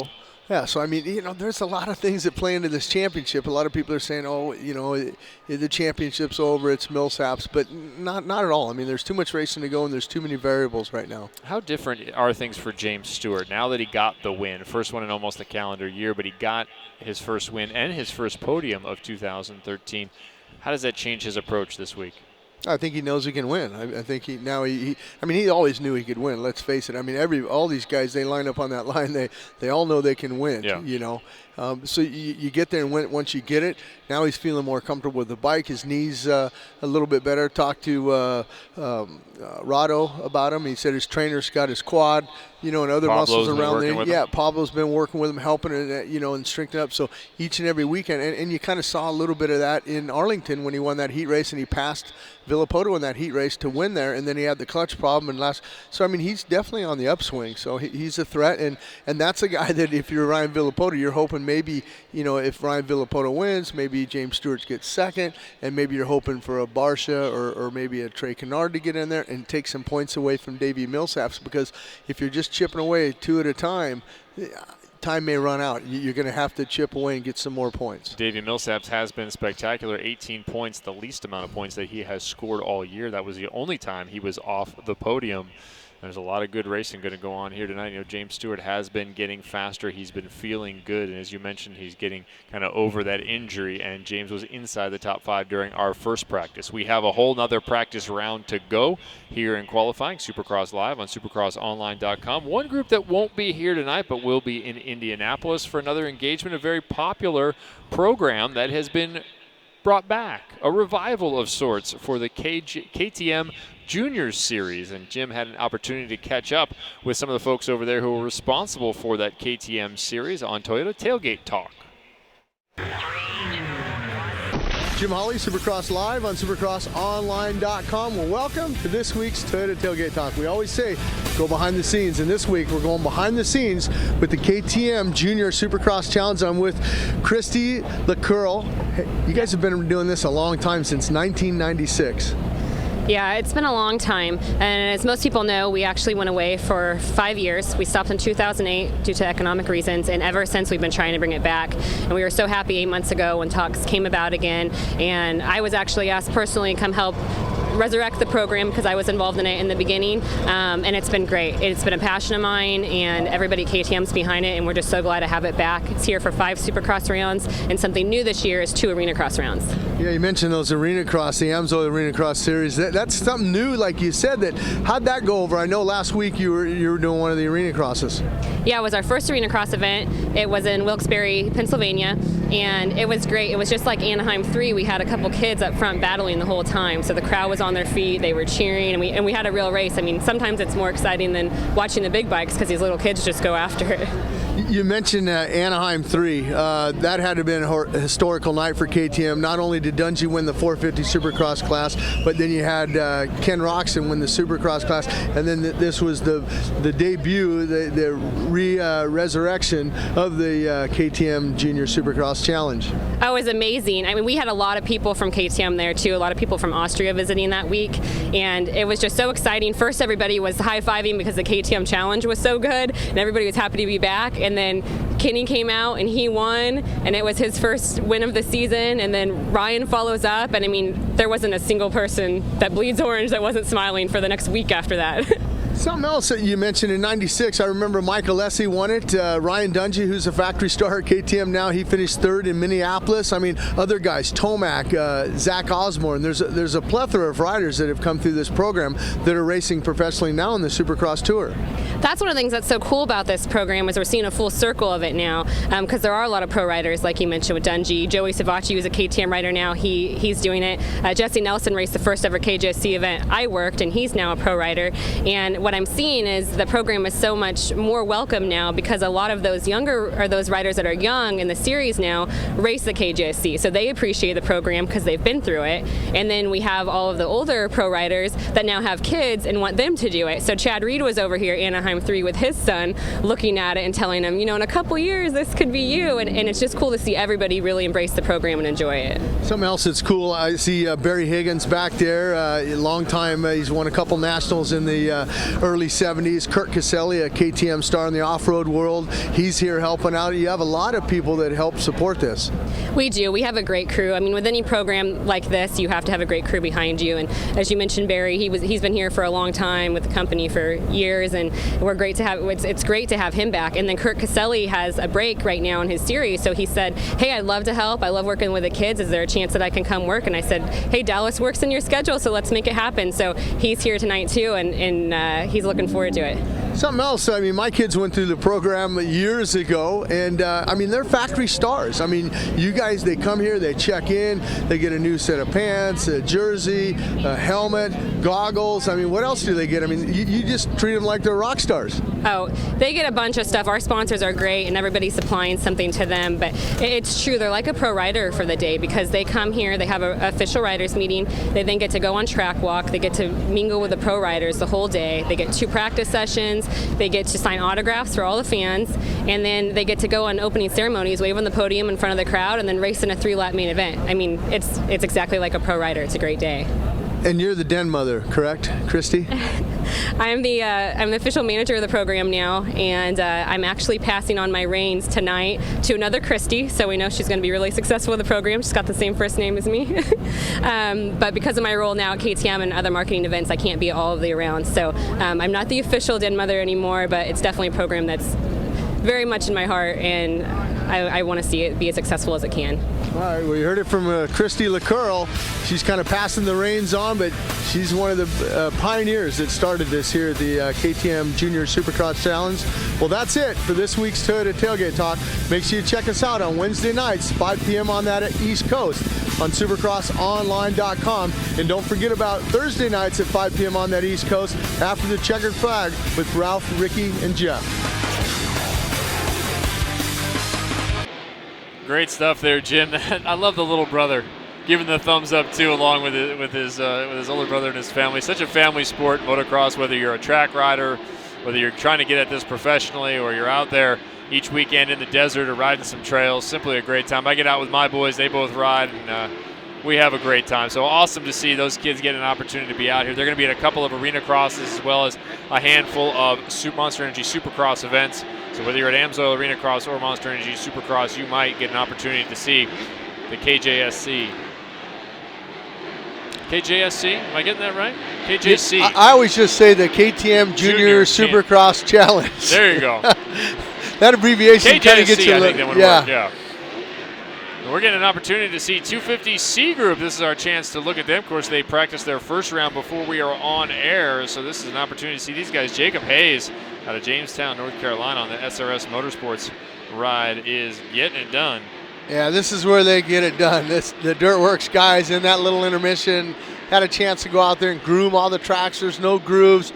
I mean, actually, you know, probably the next practice might be the faster one because of the fact that you get some of the lines developed, because now it's just a kind of a flat track. But, I mean, you can see these guys are just out there having fun right now. Oh, he tripled that section, and I don't know why he waved up to the other guy. It wasn't that other guy's fault. No, but I think it's on him, isn't it? Yeah, it's on him. He ran into the back of that other guy, but he might have been on a good lap. That's probably what he's more mad about, that, you know, he was on a good lap, more mad at himself that he ran into the back. But he tripled that section right there, and you can see how much momentum when you triple it. You don't even have time to brake if you're going to run into somebody. Yeah, you better be able to flick it into that left-hander if you're coming in hot on a triple. It looked like maybe, too, he was waving that he had messed up, knowing that he jumped so far into that corner that rider was ahead of him.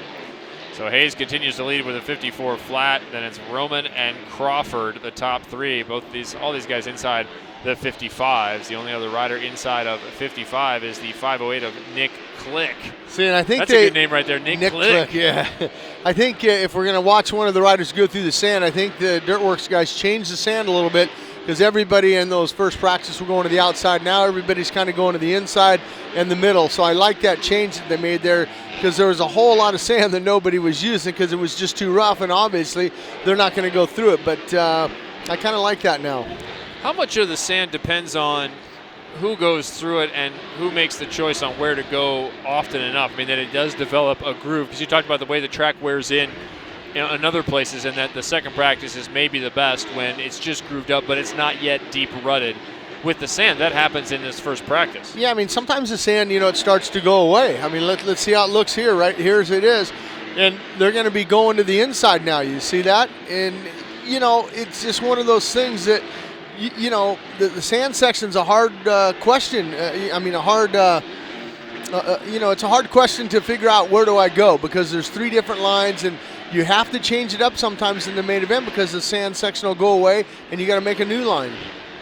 Well, that's what I wonder. Can you make a new line? I mean, it looks like you could get that old line back that we saw during the first practice. All you have to have is a couple guys run through it, That's right? it, yeah. I mean, you can get it, and then you can square off, and if you think the rut's too deep or whatever, and you can move around on it. But there's a good shot of it right there. You see probably 1, 2, 3, 4 lines in that outside line next to the Parts Unlimited tough blocks there where they were running before. Nobody's using that right now. And nobody's gone all the way to the outside. It'll be interesting to watch that section and see if it does get worn back in the way it was, far to the right and all the way up the berm, basically. Guys were riding that sand throughout the entire first practice. If you want to interact with us, hashtag Supercross Live or hashtag SX On Speed and ask us a question. We got one right here from Clayton Fair. It says, do you feel the tracks are not as technical and more one-lined, as Sipes said? Now, the only thing I would ask Clayton is which Sipes? Is that Justin now, or is Ryan writing in from the couch here? Well, so what do you think? You know, I don't know. It's one of those things that, you know, I'm not actually out there riding, and Sipes would have, either Ryan or Justin would have a better line of that. But, yeah, I mean, I'd like to see him get a little bit more technical, you know, you know, they try to do the best they can, you know, each and every weekend. It's hard to make a track, you know. I mean, think about what the Dirtworks guys, they've been doing this a long time. Supercross has been going on a long time, and trying to make different tracks and different things. But, hey, like I always say, everyone's got to ride the same course. That's true. It's no different for anyone else out there, whether it's tripling into a section or you don't like the sand or it's more one line. Everyone's up against the same thing. 5:31, Jim. Todd Krieg out of Ohio. He's on a Munn Racing KTM there, getting around here in practice number 2. Hayes continues to be fastest with a 54 flat. Roman just moved up there. The 7:31 is Steve Roman out of Apollo, Pennsylvania. Just moved into second with a 54.412. Yeah, those are good times. I mean, those will get him in the night show for sure. Top 40 to the night show, remember? And then they will put up 2 full gates of 20, taking the top 9, and then a gate of 22 with the top 2 coming out of the LCQ for the main event. 590, Hunter Inman out of Mayfield, Kentucky. Joe Bird Quad Racing School. We got a good look at him early on.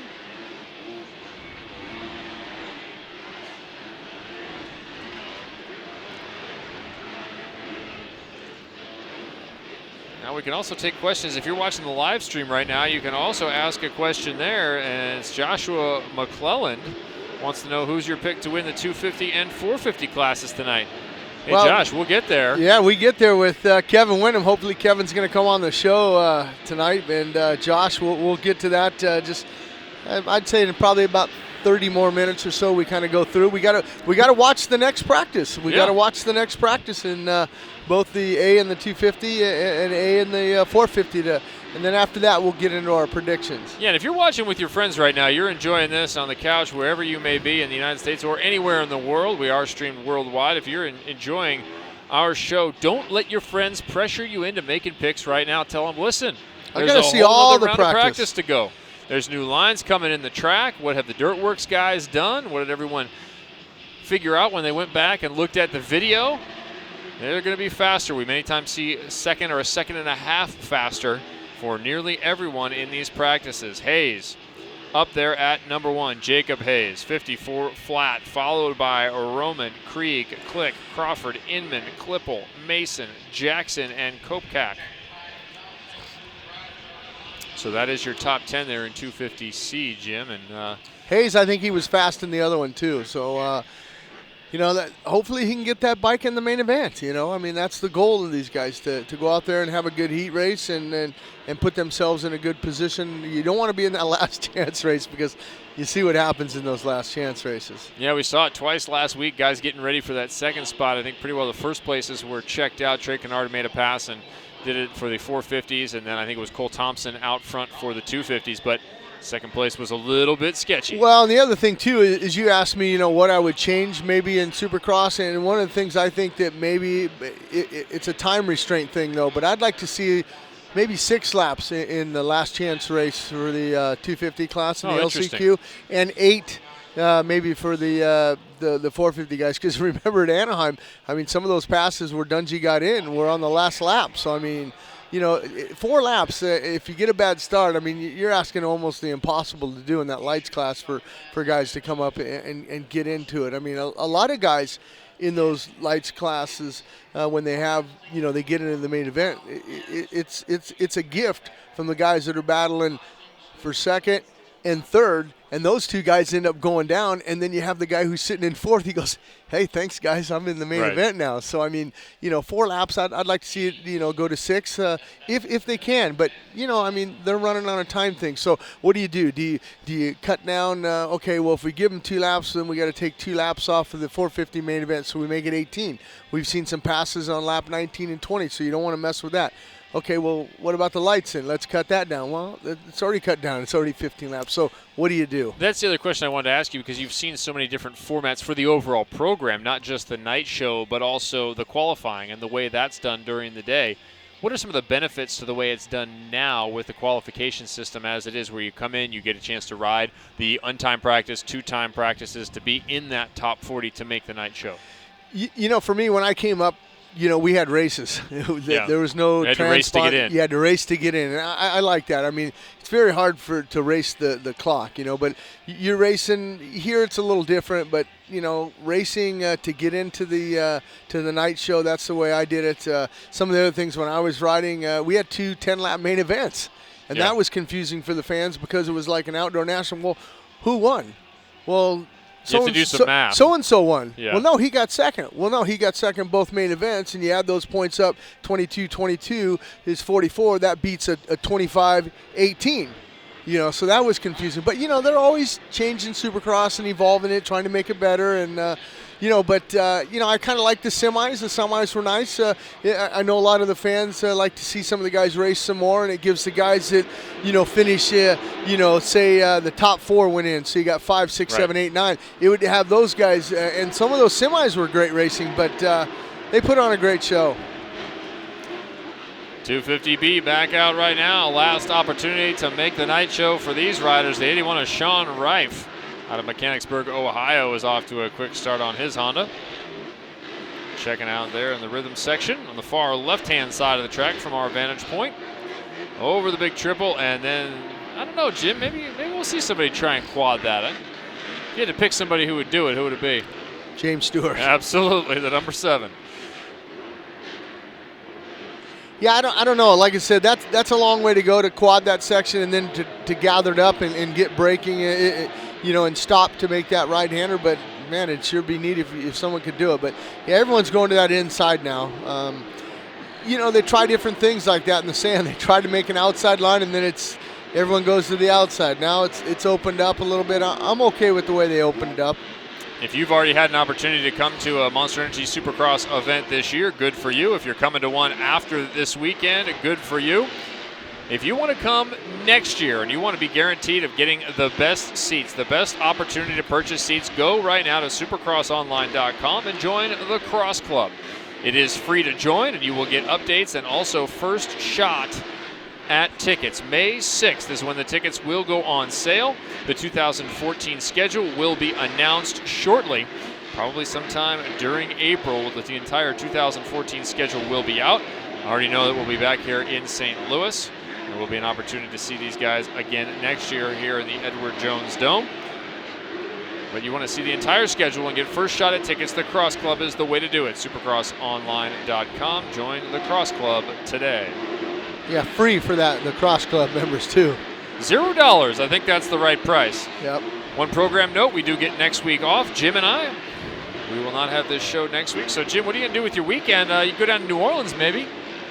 Yeah, your Cowboys will be there. Yeah, that's another flight down there. I think I'm going to actually just kind of relax at home, and just, that's the only thing about traveling to the Supercrosses. And I think you ask anybody that, the riders or staff or anybody, it's just getting into the airports now, and now I hear that the air traffic controllers, they're going to cut back on some of them, and there could be traffic. So if they do that, I might be driving to the races. Hey, man, those planes are packed already. And I know that well from our flight just yesterday. 250B practice continuing, and more questions coming in from livestream.com. Tyler Woods wants to know, Jim, if you were racing, what would your bike choice be? What bike are you going to be on?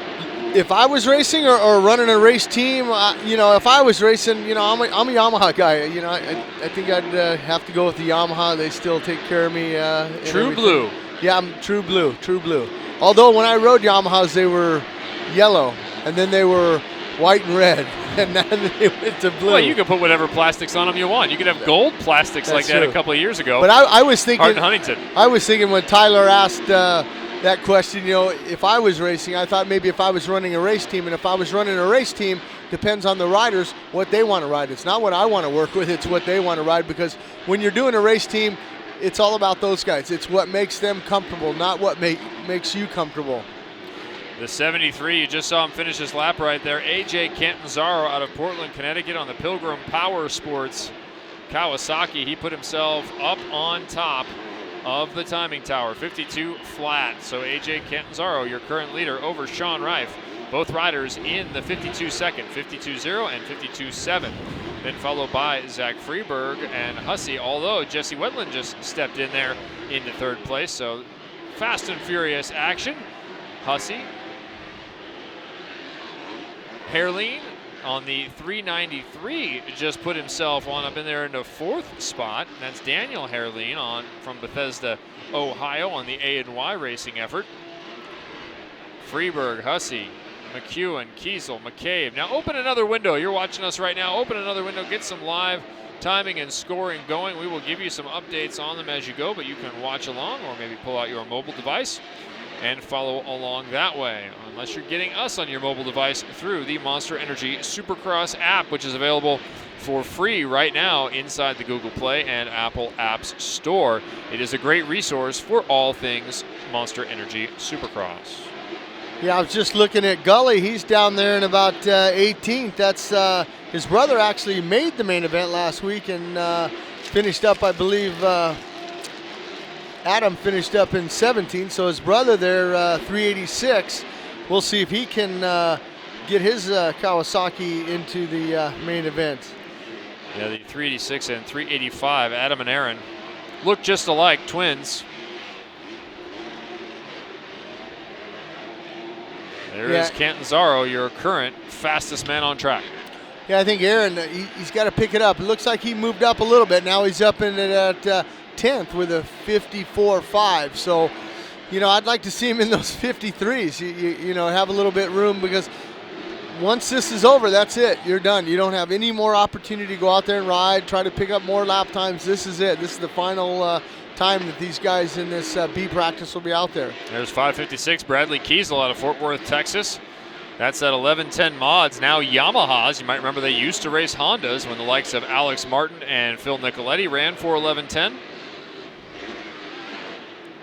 73, Cantanzaro still on top. Rolling the jumps, you can do that when you have a 51.4, almost an entire second faster. That's 9/10 faster than Daniel Herrling, 393, who is in second.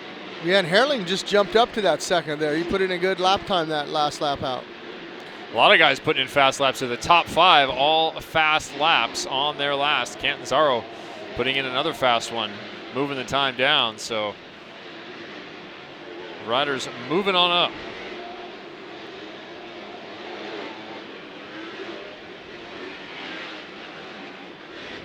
Jim, do you like when they have similar elements week to week? Because we just watched that little hip jump in off the start straight. That was very similar to what was on last week. Not really a hip jump, but kind of a jump into a turn there. Yeah, I mean, you know, basically they're, you know, last week they came across the starting. Now this way they're angling towards the starting line. You know, I don't know. It's one of those things that, you know, like I always say, everyone's got to ride the same course, so you just got to deal with it. Another question coming in from live stream. Jay Faraz says, what is missing for Muskin to start to win races? He seems to have the speed at practice, but at the race he misses something.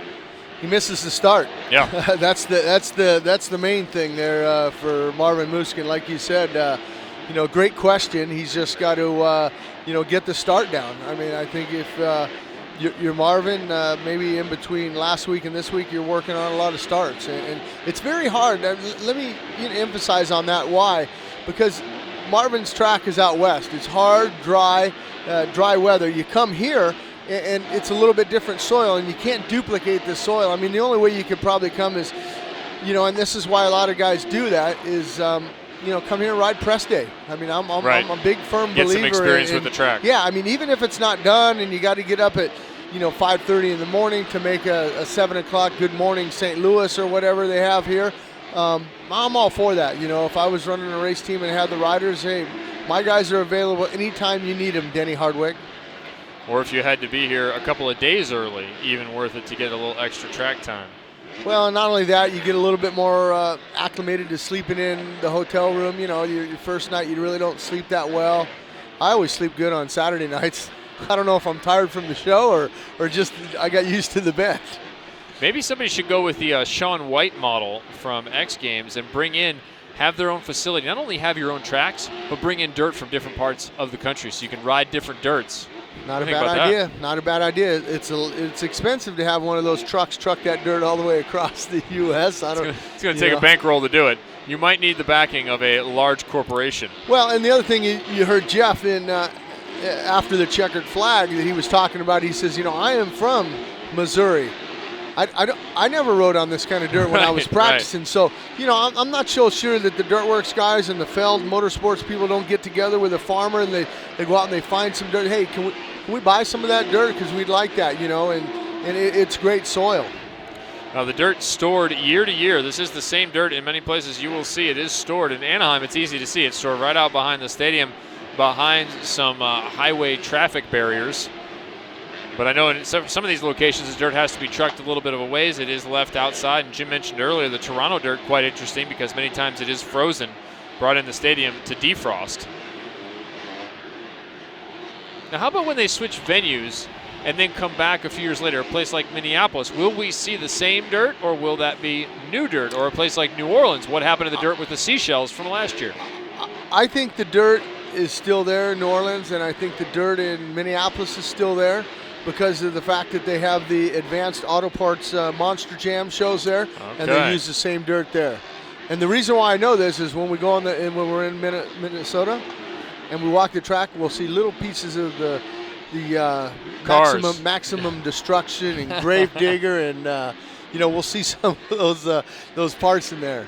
Advanced Auto Parts Monster Jam, certainly a good time. Huge favorite of the kids. I got to get my boys out there. They would absolutely love to go to an Advanced Auto Parts Monster event. Well, that's it. Checker flag's over. Catanzaro, 51.4, holds up nicely up there at number 1. Daniel Herrlein in at number 2, 52.3.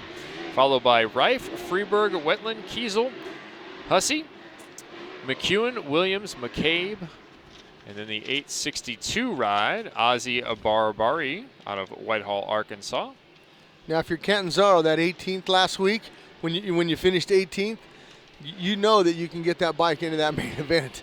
And that time there that he just posted, a 51.4, that's a worthy time of making that main event tonight. So, the rider, now he's going to start putting some pressure on himself, knowing that, hey, I'm fast tonight. I got to get that bike in the main event. A good time posted by Catanzaro, and perhaps a video yet to be posted by you for the McGrath Scholarship, a $20,000 scholarship that is up for grabs. All you have to do is post that video of you doing a rap, singing a song. I don't know, maybe you could imitate this show. You could have your own Kevin and Jim show. That might get the attention of MMI. An opportunity for you to enter that. It is youtube.com/McGrath Scholarship. Upload your video today. The top 10 will go to Jeremy McGrath, and he will select the winner of the scholarship that bears his name. I'm thinking maybe we should call MMI. Maybe we can get a bike in here. We can have Kevin Windham here, and we can do our own mechanic tech tip right here on the set. And speaking of tech tips, Motorcycle Mechanics Institute provides us a tech tip each week. This is an opportunity for you to learn a little bit more. We know you ride, but you ought to do some wrenching too. Save yourself a few bucks. Motorcycle Mechanics Institute is here to help you out. Here you go.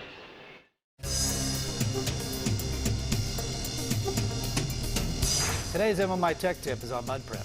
Jeremy, what are some of the things you're going to do to prepare for a mud race? Well, I can show you some of them. One of the things we do is we actually put ribs on the seat, so when the seat gets muddy, the guy doesn't slide off the back. The next thing we do is we put solid rotors on so it doesn't pull mud through the pads and wear the pads out. The other thing we do is have a recovery tank on the coolant. So the coolant goes in, it doesn't go onto the ground, and when the bike cools down, it actually sucks it back out. Great. So there's your MMI tech tip for today. Good stuff there, Jim, about the mud. Yeah, well, and especially about the radiator. You got to remember that a lot of these guys, the recovery system for the radiators, they warm the bikes up. Maybe there's something happening. They got to shut them down for a minute or whatever. They got to fire them back up again. You can leak out a lot of fluid in there, and not here because you're starting on dirt, but sometimes some of the amateur guys, and you go around the tracks, different tracks in the United States, they have starting gates that are concrete. Once that fluid starts, radiator fluid starts dripping out, it is real slippery coming out of the gate. So that's a good system right there. Jim, for young riders coming up, when did they start making the transition to more of a Supercross type format? Because when you see the Loretta Lynn's or some of the other things that are out there, some of the big races, they're not talking Supercross tracks. We're talking more motocross tracks, and they might have a couple of Supercross type obstacles on them. But at what age do you see kids really start to make the change to start riding it? And I mean, more of a kid who's on a normal timeline than, say, out of the Kawasaki tent. I'm drawing a blank. Adam Cianciarulo. Sorry, Yeah, Cianciarulo. Cianciarulo is sort of the exception, it seems. Well, I think a lot of the guys, like Adam, for instance, he lives close by Villapoto. A guy on Villapoto will invite him over to go riding and stuff. And, that's so hard as a kid when you're on an 85. to try and huck a triple that a 450 is doing with ease. You know what I mean? Right. I mean, you got to be wide open, just have that thing pinned to do something like that. But I don't know, some riders develop faster than other ones. I mean, you can kind of look at a guy and you can see if, he's doing a big 120-foot tabletop, and he's landing on the downside perfect and he's got everything going. All you got to do is just cut out the middle and there's your triple, but having that safety net as far as a tabletop, is good. And then obviously if you see a guy that's, trying to do it and he's coming up short and double bouncing and stuff, that guy obviously is not ready for a triple jump. But, every rider's different, so you just got to see where you're at as far as your learning curve. All right, well, these young guys out here are ready right now. 250A practice underway. Second time these guys have been out here for time practice.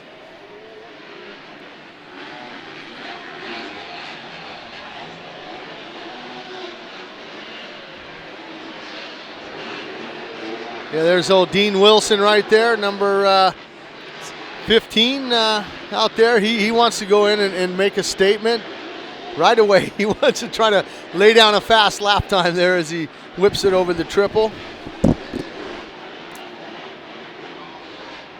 Right behind him is Blake Wharton as they're going through the whoops. They just make those whoops. There's that triple in like we were talking about, right into the corner. All right, so the A guys are out on track, and so we like to bring out our A team. Brought our A team guy in here into the studio. Welcome back, Kevin Windham. Hey, good to be back, man. Always fun to come and hang with you guys and watch these guys rip the track up in these time practices. Is the pit party going off like normal here in St. Louis? Yeah, the crew here in St. Louis is wild. I'm up here a little late today and had some good time with the fans. Signed about 30 extra minutes and said, "Hey, man, I got to go fill out the final Kevin of the Kevin and Jim That's show." That's right. We were missing a K there. That's right. Dean Wilson looking aggressive here early on in second practice. Kevin, I wanted to ask you last week, I got a chance when I was down on the podium interviews for AMSOIL.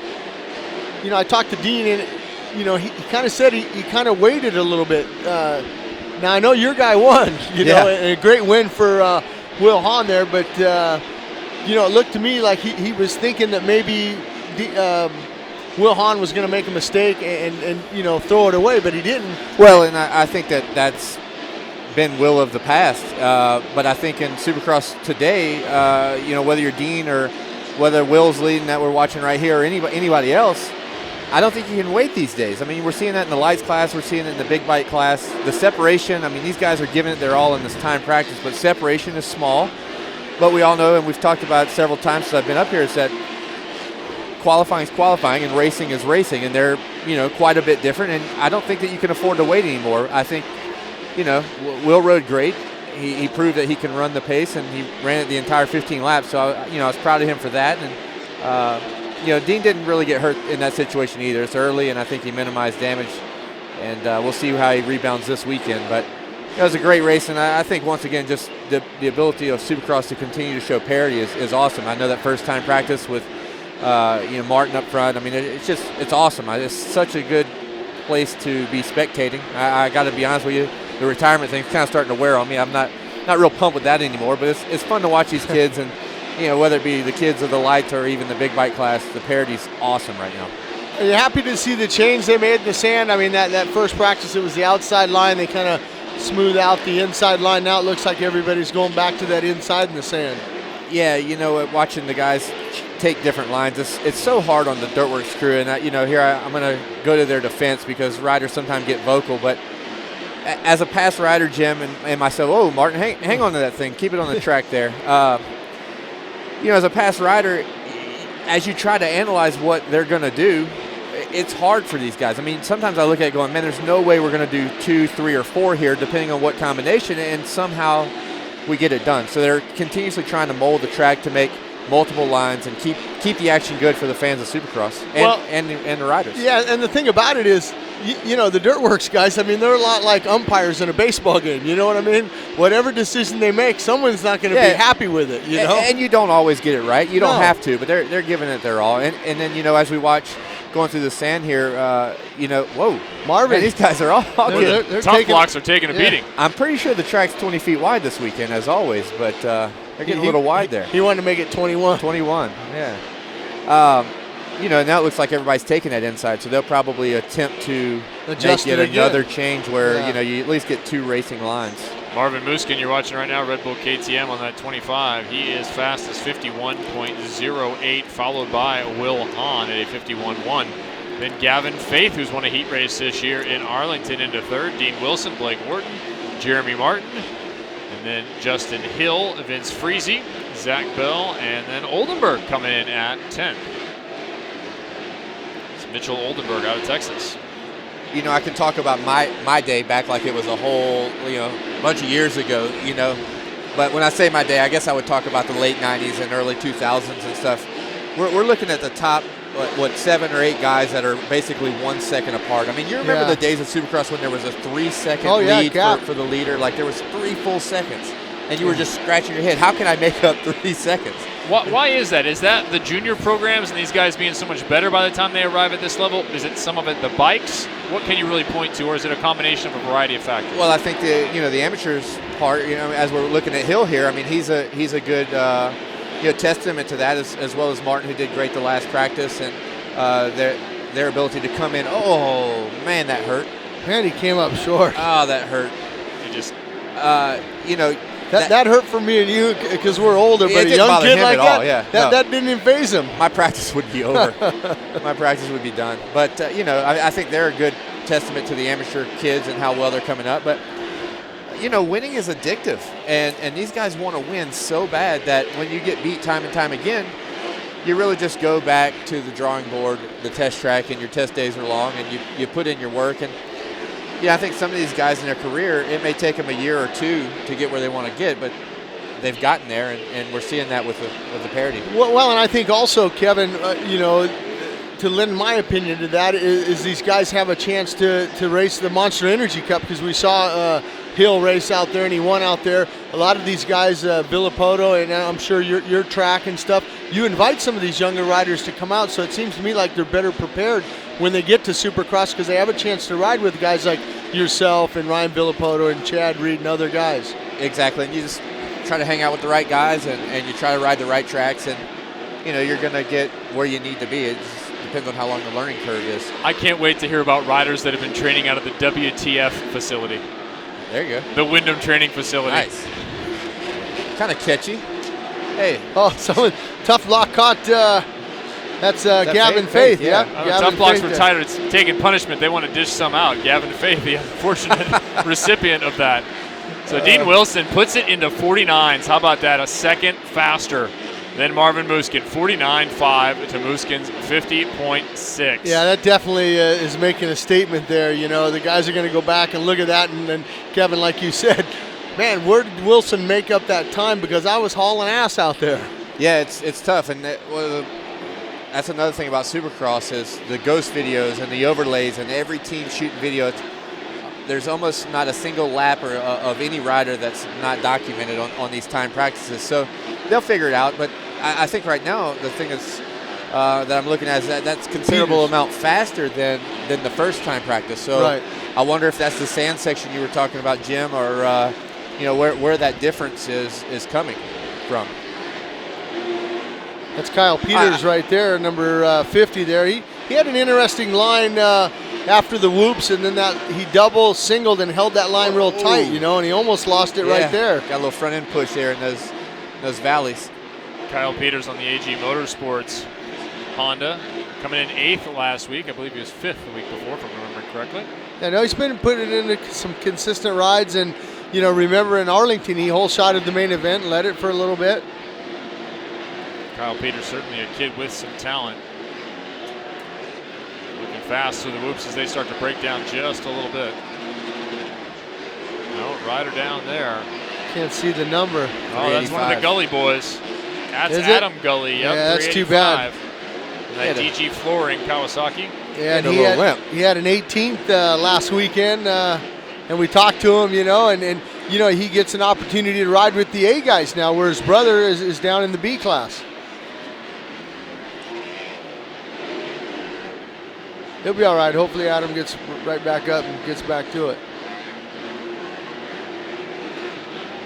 There's Lance Vincent, 87 out there.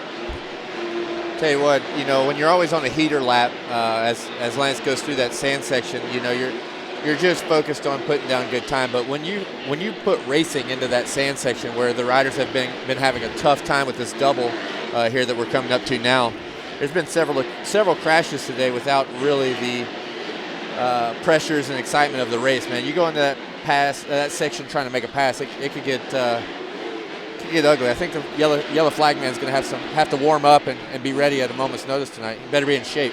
Top two guys unchanged. There about 15 seconds to go here in practice number 2, 250A group. So the 250 class coming to an end here in qualifying for the night show. Dean Wilson, 49.5. It's still a second faster than Marvin Muskin at 50.6.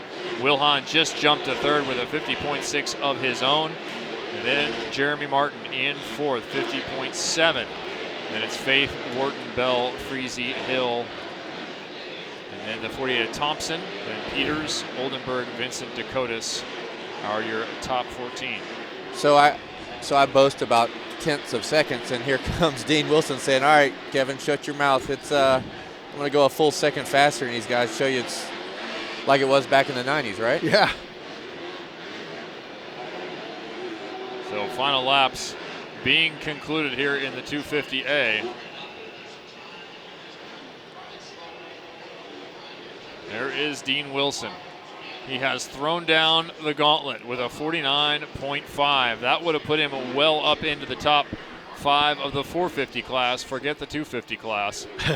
There's Vince Freese making his way through the sand. Freese's right around that 8th, kind of where he's been finishing. He had a couple ninths. He's 8th right now, and for a guy that said he wants to be in that top 5, it starts with putting in some good lap times. Seems a little bit off right there, but hopefully he can get that bike in the top 5. It's interesting. I just saw him go over the finish line, and he rolled the first jump. Obviously on a slow lap, he saw the checkers coming out, but when he got to the second one of the double, he did a little cross up. I like seeing that because he, like you say, he's 8th or whatever, and that's kind of where he's been. But right, when those little things like that little extra whip that someone does or a little cross up or whatever, it really kind of lets you inside of where they are mentally and sure, they're having fun. Stuff, they're not bummed out. It's good to see. Welcome back into our studio, Kevin, and Jim, again taking you through Supercross Live here from St. Louis. And Kevin, I was asking somebody about this earlier today. Do some of the riders and the teams, the managers, everybody, they have a lot of work to do here every week, right? And it's a long season.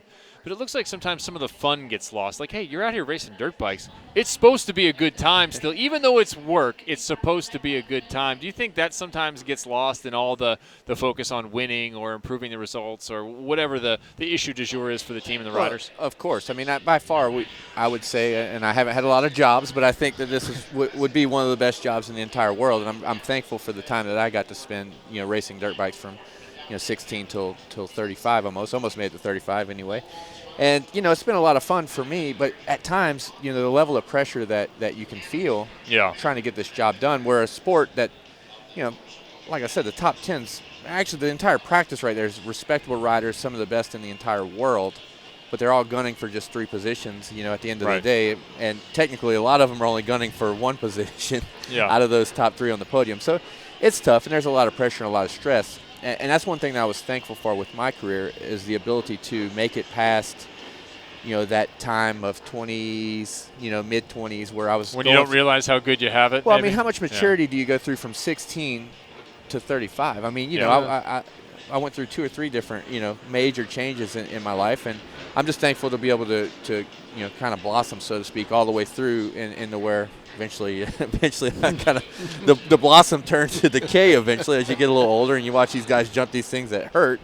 But it's for sure a great sport, but you got to remember with all professional sports, and especially this where there's a team involved, but when the gate drops, it's man and machine. You're out there trying to prove yourself. There's a lot of pressure, and it's easy to lose sight of how fun it is of actually racing a dirt bike.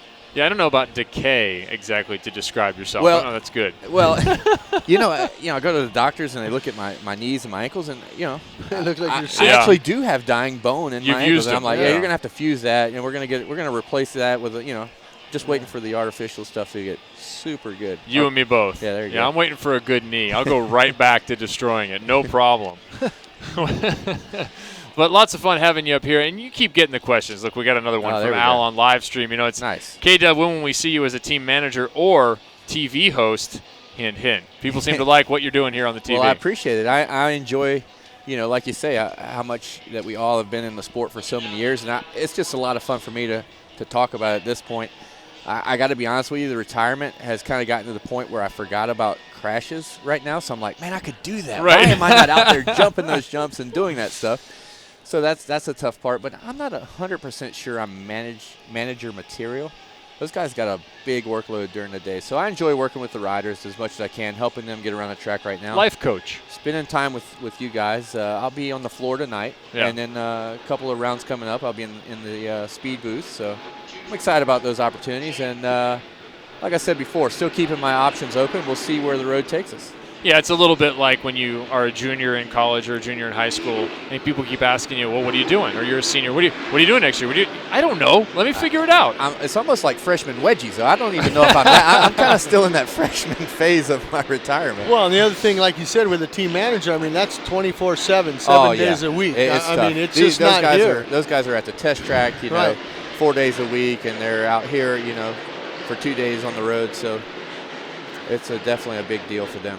450A underway, and you have to love the work no matter what you do, and you know most of these guys love the work they're doing. Chad Reed, although frustrated, I'll tell you what, I do enjoy talking to Chad because he is so forthright these days about the situation. I mean, whether it's saying, yeah, Dungey had to move me, I was a roadblock, or yeah, I'm not meeting expectations, it's just not happening. There's not a lot of, I think, coverage with Chad Reed. It simply is, this is what's happening, and he's pretty good. I think he's reached some of that maturity, Kev, that you were mentioning, and some of that older knowledge of a rider who's been there for a long time. Chad Reed, almost 31, I believe.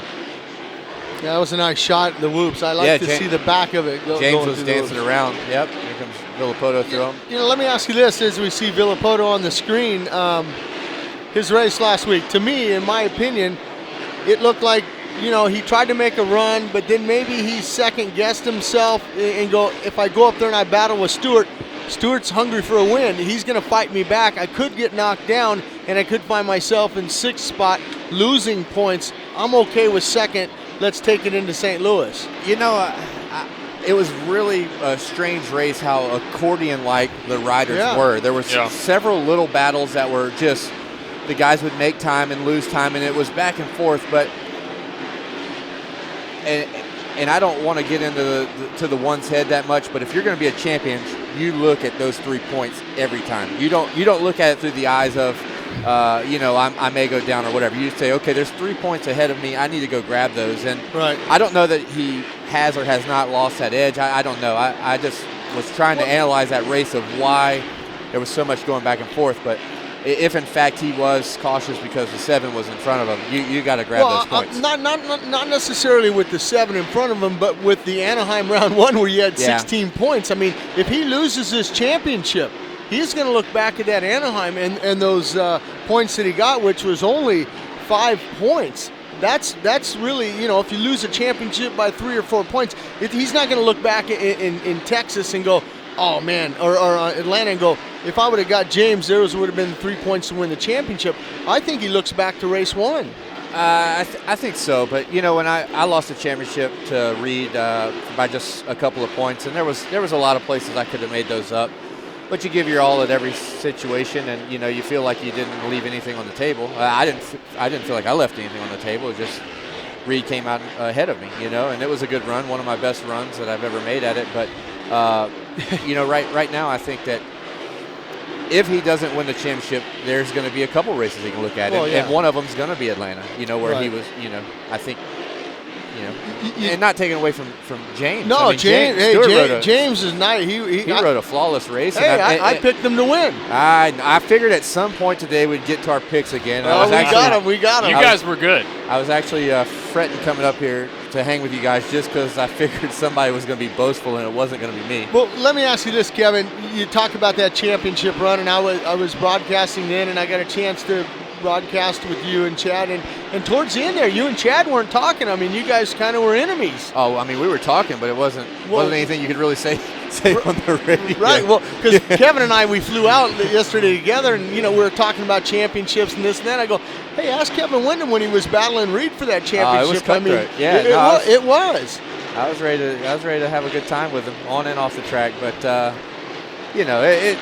you almost have to be that way. I mean, you know the sacrifices that these riders put in, and when a guy takes that from you because he's just that much better, whether I was better or he was better, whether you're talking about a championship run or just on a night's battle, when the checker flies. There's Barsha. Let's see what he did. Hard. You see him looking at the board right there. He didn't get it done that lap. 50.3, a second off, but you saw him looking. Anytime you come over and you look up like that, well, the guy was trying to put a heater on there. When they take that right hand and they roll it up off the throttle like that and they turn their head to the right and look at that leaderboard, that's exactly what they're looking for. Update on the times. Ryan Villopoto on screen right now, 49.2. James Stewart, 49.8. Justin Barsha with that last lap of 50.3, followed by Tomac, Reed, Millsaps, Dungey, Alessi, Albertson, and Short. See that little look he gave him when he came over? Yeah. He looked over like, man, what are you doing? You know what I like about the number one tonight is that he, as we just saw him go through the whoops, he's not staying in that main line. He's actually pulling off just a little bit. He's staying fast. He's staying fastest, actually, so that's good. But I think he's getting a little bit more control out of his bike by being out of that main line by just a couple of feet. When you get in that V of the whoops, it really causes that bike to dance around left and right. I like how he's doing that. I was thinking when I see the number one doing that, moving around on the track, I'm thinking he's thinking, if I get a bad start, I better figure out where I can make passes at and make them quick. And true, because the majority of the people are going in the beat down line. That's why it's getting that way and deteriorating so much. But when you can do the alternate line and be fast. He's on a fast lap right now. You see when he's hunkered down? Yeah, well, he has to because Stewart just topped him. Let's see what it is. Can somebody go to the 48? 49.3. 49 flat for Stewart. Villopoto 49.2. Still in second. That was a 49.3 on that last lap. Kevin, getting back to last week and the number one bike, there was one section down the rhythm coming out of that dragon back that Villopoto himself said that's where Stewart was taking him. He said it was 4/10 because Stewart was going up the dragon back and clearing the next obstacle, and Villopoto wasn't willing to do that, nor was he willing to triple in. He said really the problem was the end where you tripled into that right-hander. I mean, how do you feel about that and the track? Is that a situation where you want him, Villopoto, to simply push and jump that, even though he's not comfortable with it, in order to get those 3 points, or how do you parse that? That's another thing that I think that when you look at the reporting and actually what I said about the Davalos' crash at Phoenix, where he went over the bars on the jump that they were able to quad. And I said that was a jump that I didn't want to do. And of course, some of the guys on the internet said, well, dirt work shouldn't be building tracks like that, or they shouldn't be doing this or whatever.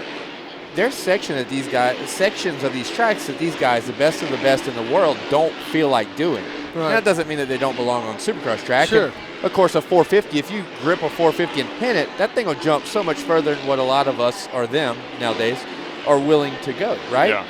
So I think it's respectable for him. He's got to find the spot where he can win these races because he finds himself in a little bit of a deficit. But like Jim was saying earlier, you don't want to come away with 4 points because you crashed out or something like that. So it's tough, but there's always going to be an obstacle on these tracks, and it's the nature of the beast. It's the nature of Supercross of what these guys are willing to do. Occasionally I've done obstacles like that in my past where I did them. I went on to win a race. There was other times where I chose to try to do them and ended up in the hospital. And it's really just rolling the dice. Speaking of that. Oh, dang. Rider down hard. James Stewart. Man, he. On that right side, on his shoulder. The bike landed on the tough blocks, and he got the hard hit. You know when a rider's hurt when he don't get out of the way. I mean, that was you got to roll over and get out of the way. That hurt me to watch. Tell you what, man, he takes some hard. He does, and he gets up. You got some of the this guys year he gets up. You get some of the guys that just seem to get off well. Man, Stewart rides it out to the bitter end, man. He hits the ground so hard. God, that looked rough. You cannot accuse the Stewart boys of being weak or not tough. Did they? Weston Pike out there on the 46, getting around the HyperX Suzuki. He's just getting up. Yeah, he got up. There he is on the screen there. Let's see if he. He's holding his shoulder, though. He's holding that shoulder. Yeah, boy, that right side, he went down awfully direct on that right side. Yeah, and it could be like a, AC separation or something. Who knows? Hopefully James Stewart will be okay. And boy, James Stewart coming off his first podium of the year and first victory of the 2013 season. Not a good sight to see him hit the deck that hard. Well, and that's that roller coaster ride, Kevin, that we talked a little bit about. You got those highs and lows. It's Supercross, It seems like he's... and he is your top qualifier right now still. Watching Eli here, good qualifying position for him this weekend. I think last weekend, new bike, it's a little bit different, obviously, the weight of the 4-stroke, and trying to master that thing to what would have been, if he would have got on the podium, right, the best anyone's ever done, I believe, is a third on their rookie race here, their first start on the 450. So yeah, I want to say... Is that Dungey? I want to say, what did McGrath get in Florida, in Orlando, when they used to start the season out there? When he came out west, he got his first win, but I can't remember what he did. That's it for James Stewart. He's heading back to the pits. Lee McCullough, his mechanic, gets on the bike. It's good that he's riding back himself. That's nice.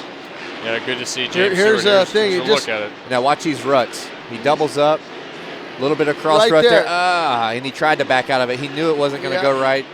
Didn't go for the triple, backed out, but landed right on that right shoulder. And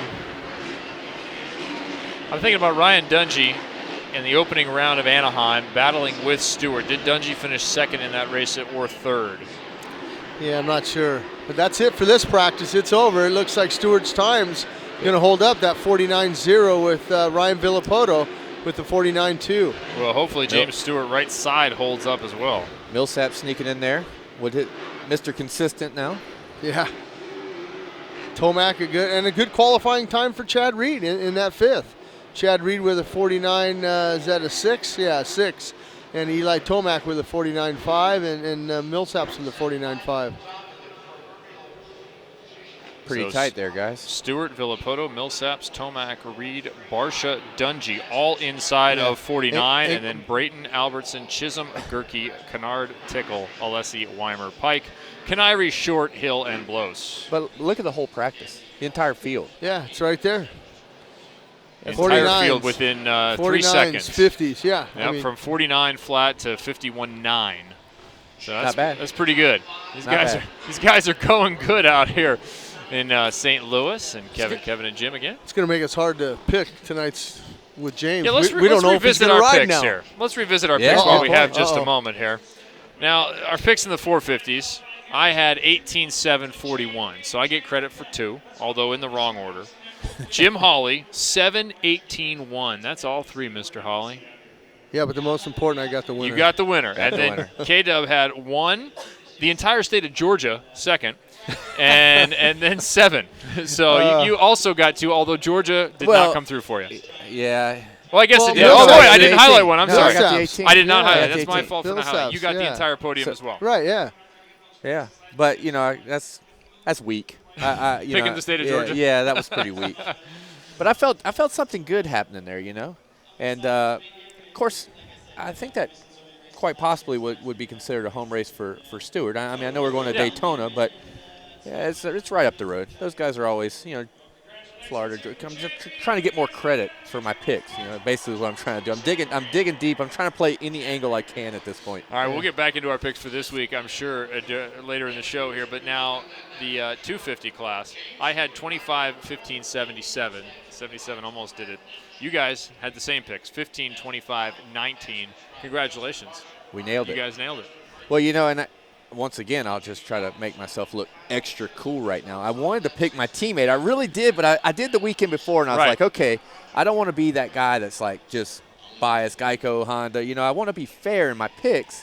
I want to try to be right. I couldn't put him first 2 times in a row, but what a good weekend for him. I was proud of him. First win, man. Well, and I texted him this week and told him good job. And, I mean, he rode that race where he could see Dean and you had to feel that pressure the entire 15 laps. He handled it like he handled it so well. That was awesome for him. No, and the other thing too is I talked to him. He was in the Asterix Mobile Medical Unit because the heat race when him and Zach Bell came together. It smashed his little toe and stuff. His foot looks it was bad. jacked up. It looks really bad. Think of that. I mean, to come back from that, to get into the main and to win it. I mean, I asked him, he goes, "Man, I'm not feeling no pain now." No, you forget all about that, right? Champagne makes everything go away. It's awesome. I'm going to go ahead and write the 19 down for you for your 250 pick tonight. How do you feel about that? I feel good. Thank you. Yeah. Helps me. Okay, who's second and third then? Oh, you're gonna put him in the win column for me. Well, Backing yeah. it up, Why 2 in a row. You're going to back to back. Good. I hope he does. That's Are good you for okay him. with that, right? Well, don't let us pressure you into it. You make your own okay. pick. We'll do that. Although Dean was killing it. Dean looked good. I was going to go with Dean. You do what you want to do. Good. You know what? I think Marvin needs to jump in there too, man. Just to really mix this series up. But I think it's going to really – I think for that series – well, you know what? I'm going to say it's going to stay with those 3, but then you got guys like Martin that's just, he was fastest in that first time qualifying practice. Yeah. Blake Wharton. Get a rookie to jump in there. You got Wharton that always can do it. Hill. I mean, you never know. Hill could get a good start, run well. I'm going to put Dean. Dean, okay. Yep. Han. Han. And I'm going to go Martin for first podium Martin. here. Yep. All right, 1977. You Jim can put Holley. me down for Dean. Dean. And I'm gonna go with Marvin for second. Marvin, 25. okay. I'm gonna go with Marvin. That's a strong possibility. And then I'm gonna go third for sure. Will Hahn. Will Hahn. And then I was gonna go 77 for fourth. I think he's gonna get one more better than he did. But we're doing the top 3. But that's my 3. It's gonna be Wilson, Marvin, and then Will Hahn. We should definitely turn this into our own fantasy league where once I pick somebody, you can't pick them anymore. And there's a point system that way. Really? Yeah, I think we should do that. We could get an algorithm or something. Now it's going getting with too this, complicated for me. We're making it pretty complicated already. Right. All right, I'm gonna just to be different than you guys. I'm gonna pick Will to win it. Nice. I'm gonna pick him to go on a run. I'll take Dean second, even though I have a hard time not putting him first. Now, I love that 77 pick, but I'll put 25 up there again because I think Marvin's going good. And I could see Marvin picking off this race too. I He could see looked him winning good this early race. on. Marvin could, and it all depends on the start. I mean, Of course. who knows? Anybody could go down the first turn. Marvin could get the whole shot, and he's winning his first of his career in the 250 class. On a sport right now where, like we say, they're all separated by small margins. I mean, where are you going to lose the most time? On the start. You come out outside the top 10 or in the top, just barely in the top 10. We saw Will Hahn have to deal with that at round 1 for the Marvin for the Moose East Coast. also. Marvin as well. And they had great rides. And a lot of times as a racer, you feel like that ride was good enough to win. A lot of times you have that ride that is so good and it nets you a 7th or a 5th or whatever. But sometimes those races you win, you're like, man, that was the easiest race I ever rode because you're not coming from behind and you just have control of that thing from the beginning. Okay, the start always important. We talked about the dragon back last week that separated Villopoto and Stewart. Is there a section of the track you guys see this week that you think will be that time suck or that time gain? Well, I think as we're looking on the screen here, that sand section is going to be tough. There's going to be a lot of guys. There has been a lot of guys go down already when you put the pressures of a race, block passes, so on and so forth, and trying to check out your mechanic as you come by. Could be difficult. And the whoops here, they're getting cupped and chewed up, but they're really long. It's a long section of whoops. And I was going to go with that. The whoops, and especially after the whoops, that triple into the corner. If you don't have it right and you got a double single, I think a lot of guys, can not be in that groove and get a good line and triple in and make passes there. I think that's going to be interesting. So for everyone that's ever blitzed a set of whoops, you always want to go through as quick as you can, right? But for this set, as we're watching here, you have to find at some point to kind of get off that plane so you can get down in that pocket. So when you go 3-5-3, the last triple into the turn. That's Schmidt out of Riverside. You really have to find a spot to drop in there. You know, so that makes it tricky. And also another interesting point is this wall here is pretty sharp.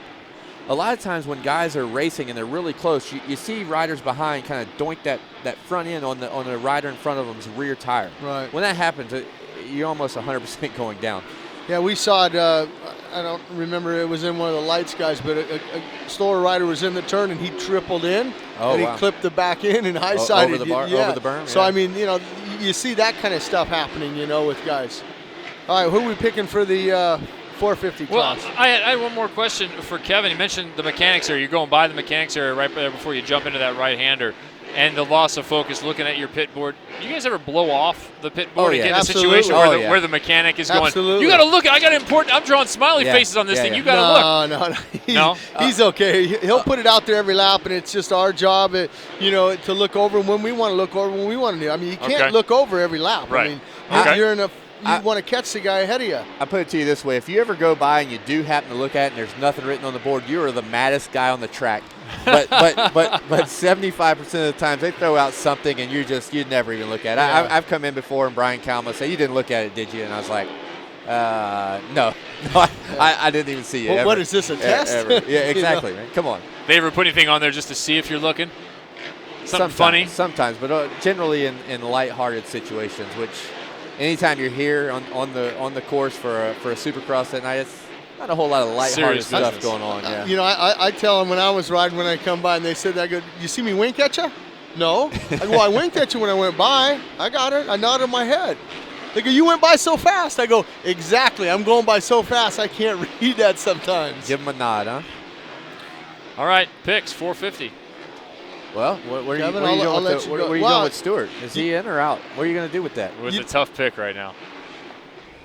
Well, I mean, I'm going number 1 for the win. I was going to go with 1 because, like you said, Villapoto. he's counting those 3 points, and it doesn't matter if Stewart's, hey, I'm not going to let this guy win back-to-back. I need those 3 points. That means that's 6 points that I've let Stewart take away from me in the championship. I got to pass it. I'm going for him to win it. I'm going for Reed to make the podium in 3rd. And I got to go with Millsap's in 2nd. I think Millsap's going to sneak in there and get 2nd. And I think that, I like James up on the podium, but I don't know about that shoulder. And that's the only reason why I'm not picking him to be on the podium. I think that shoulder's aching a little bit. Phil Nicoletti, getting a look at him there. 51.3, fastest in this 450B practice. Nicoletti, followed by Partridge, Smith, Sipes, Stewart, LeMay, Green, Schmidt, Wennerstrom, Kai, Pipes. And that's about it. A couple more guys out there. All right, so I went with Villapoto, Millsaps, and Reed. 118.22. Villapoto with a varied history here. Win last year. Of course, everyone remembers a couple years ago. Yeah, he's crashed out here too. So, I mean, it's a love-hate relationship with St. Louis. Kevin, who are you going with? Well, I already put the 1 down for the win, but you know what? Right. Looking at that, I think it's a good opportunity for Stewart to start a little mini streak here. I think 3's a streak, but I'm going to put him for 2nd. Okay. And, I think the 18 is going to continue on with some podium, some real consistency here. Yeah.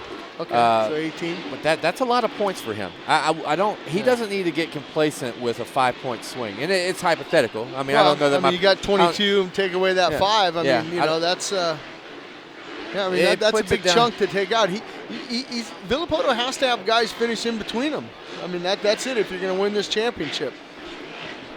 So there they are for me. Now, my track record hasn't been that good. Well, you guys both went with Villapoto. I think that's a pretty good bet. But I'm gonna stick the 18 up there. Wow. Winning it. I'm gonna put the 18 to win. That's a good one. I think the 18 to win. All I'm gonna put Villapoto in 2nd. Okay. And I'm gonna put Dungey in 3rd. Just gonna mix it up because I still think you could as was said last week, you could put them all in a barrel and just throw them out there. All right. Who knows? Yeah. Well, I'm starting to notice a trend here. Yeah. Starting to notice a trend, right? Because when I pick, I don't want to go with my team every time, right? Because I just don't want to be biased. But I'm hearing Kevin come with the number 5 pretty often here. Yeah. He likes the orange bikes. He likes the orange bike. But I mean, he can do it. Kevin's pick, he like can you said, do it. 18-1. I mean, we talk about leaving 3 points on line. I don't think RV is going to leave 3 points if he sees 18 leading this thing. I think he's going to do whatever it takes to go up there and get it. And don't be surprised if he goes in there and pushes him out of the way. Well, if you see the one behind the 18, there's going to be some real sense of urgency, and then it becomes really a 6-point game, right? You're taking the 3 away from him and giving them to yourself. So it paints a completely different picture. But I think it's important for Villapoto to, like you say, try to start getting guys. Not that he has a lot of control over it, but he wants to start seeing some guys between him and the 18, regardless of where they finish. And I think we all can agree it's not going to happen unless you get a start. I mean, you're not going to be Villapoto and get a 12th place start and come up and win it. It's not going to happen. You're going to struggle even to get on the podium. Any one of these guys that we've picked and a whole host of others that we did not pick, that didn't make the list, can win this thing tonight, but none of them can do it from outside, the top 7-ish. Exactly, maybe a top 5, maybe, but you're not coming from behind these days. I don't think. I think the field's just too deep. There was a great video last week. I saw it had the first laps from both Stewart, Villapoto, and Millsaps. It just was the first lap helmet cam, and it was awesome because you saw Stewart kind of sneak around the inside and check out, and you saw Villapoto get pushed around to the outside, and you saw Millsaps get kind of buried and had some work to do to get up there into that third spot. And it was just, it's a good reminder of how hectic that first lap can be. I mean, you guys both know you've been there and done it. Anyone who's raced at any level knows that first lap is kind of crazy, but it was really unique and cool to see what the first lap really looks like on a Supercross track at the level that these guys are at right now. Look at old Les Smith with a 51-1 out there riding that KTM around. Here he is right here up and over, a nice big whip like you talked about, Kevin. He's having fun with it. He's feeling it out there, you know. And I just saw Nicoletti run his lap. He was just on the screen there, and after he did the look up at the Monster Energy leaderboard, so it looks like his last lap was a 51.9, not his best, but solidly in second there. Well, not real solid, about a 10th over Kyle Partridge, who's been rocking that 1, 2, 3 position of this qualifying practice for a couple of weeks now, right? All these guys, you have 5 guys now in the 51, so all 5 of those guys would have been in the conversation at the end of 450A inside of that 3-second window we were talking about. And that window was from basically 49 flat on up to 51.9. Is that a fender cam there? No helmet cam. I think was that a fender like cam? It. Yeah. Nice. Yeah, Smith, he's just cruising around now. Kevin, you ever, I mean, I know the rule now, like, you know, if you stop on the track, you lose your fast time. I always stop. Really? You do? I love to stop and check it out. Man, I lost my fast time several times. I mean, what happens? Just lose focus and you go, because, I mean, you're not supposed to stop. I mean, it's just one of those things where, you know, it's a new rule now. I get it. I get it. But you know what? You have to know where to stop. You know, it's not like you're stopping on a real critical spot. I mean, there's areas of this track right here where guys are not going to ride. We know that, right? Because everybody's wanting to carry their momentum around and, you know, keep the flow going. And look at Kyle jumped up there.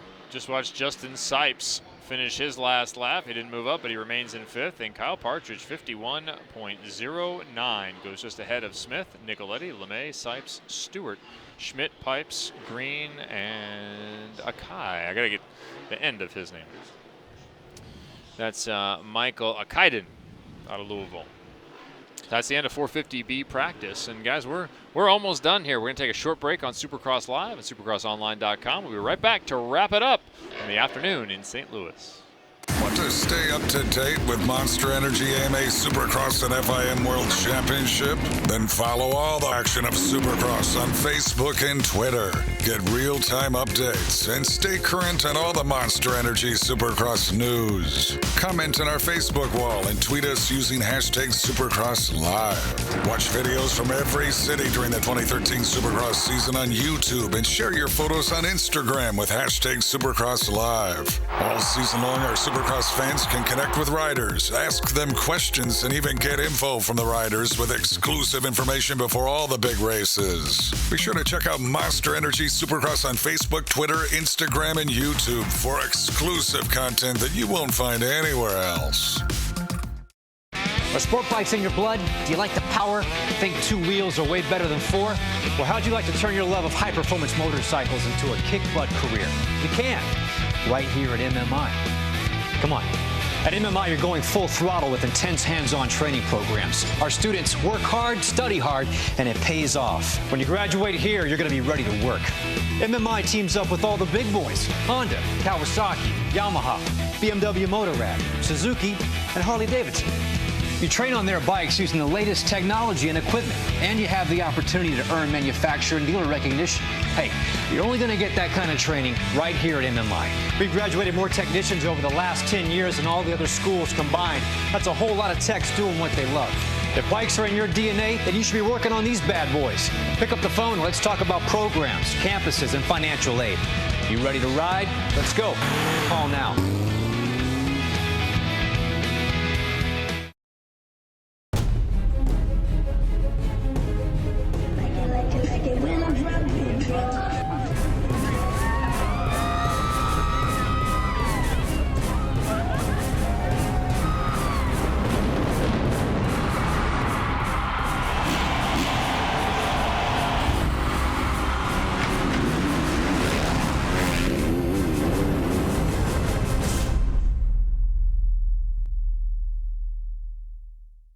Have you downloaded the brand new Monster Energy Supercross mobile app yet? Get race info and results, buy tickets, watch videos, play trivia, and more, all right from your smartphone. Search Monster Energy Supercross on Apple iTunes or Google Play stores to download it for free today. Welcome back to Supercross Live on supercrossonline.com. Remember, you can still submit your Motorcycle Mechanics Institute video. Get creative, get online, post it on youtube.com/McGrath Scholarship. Put yourself in the running for $20,000. It'll be picked and awarded by Jeremy McGrath himself, and you could be on your way to a new career. Post it with you reading a poem, doing something creative, maybe hosting your own Supercross Live show. Do something.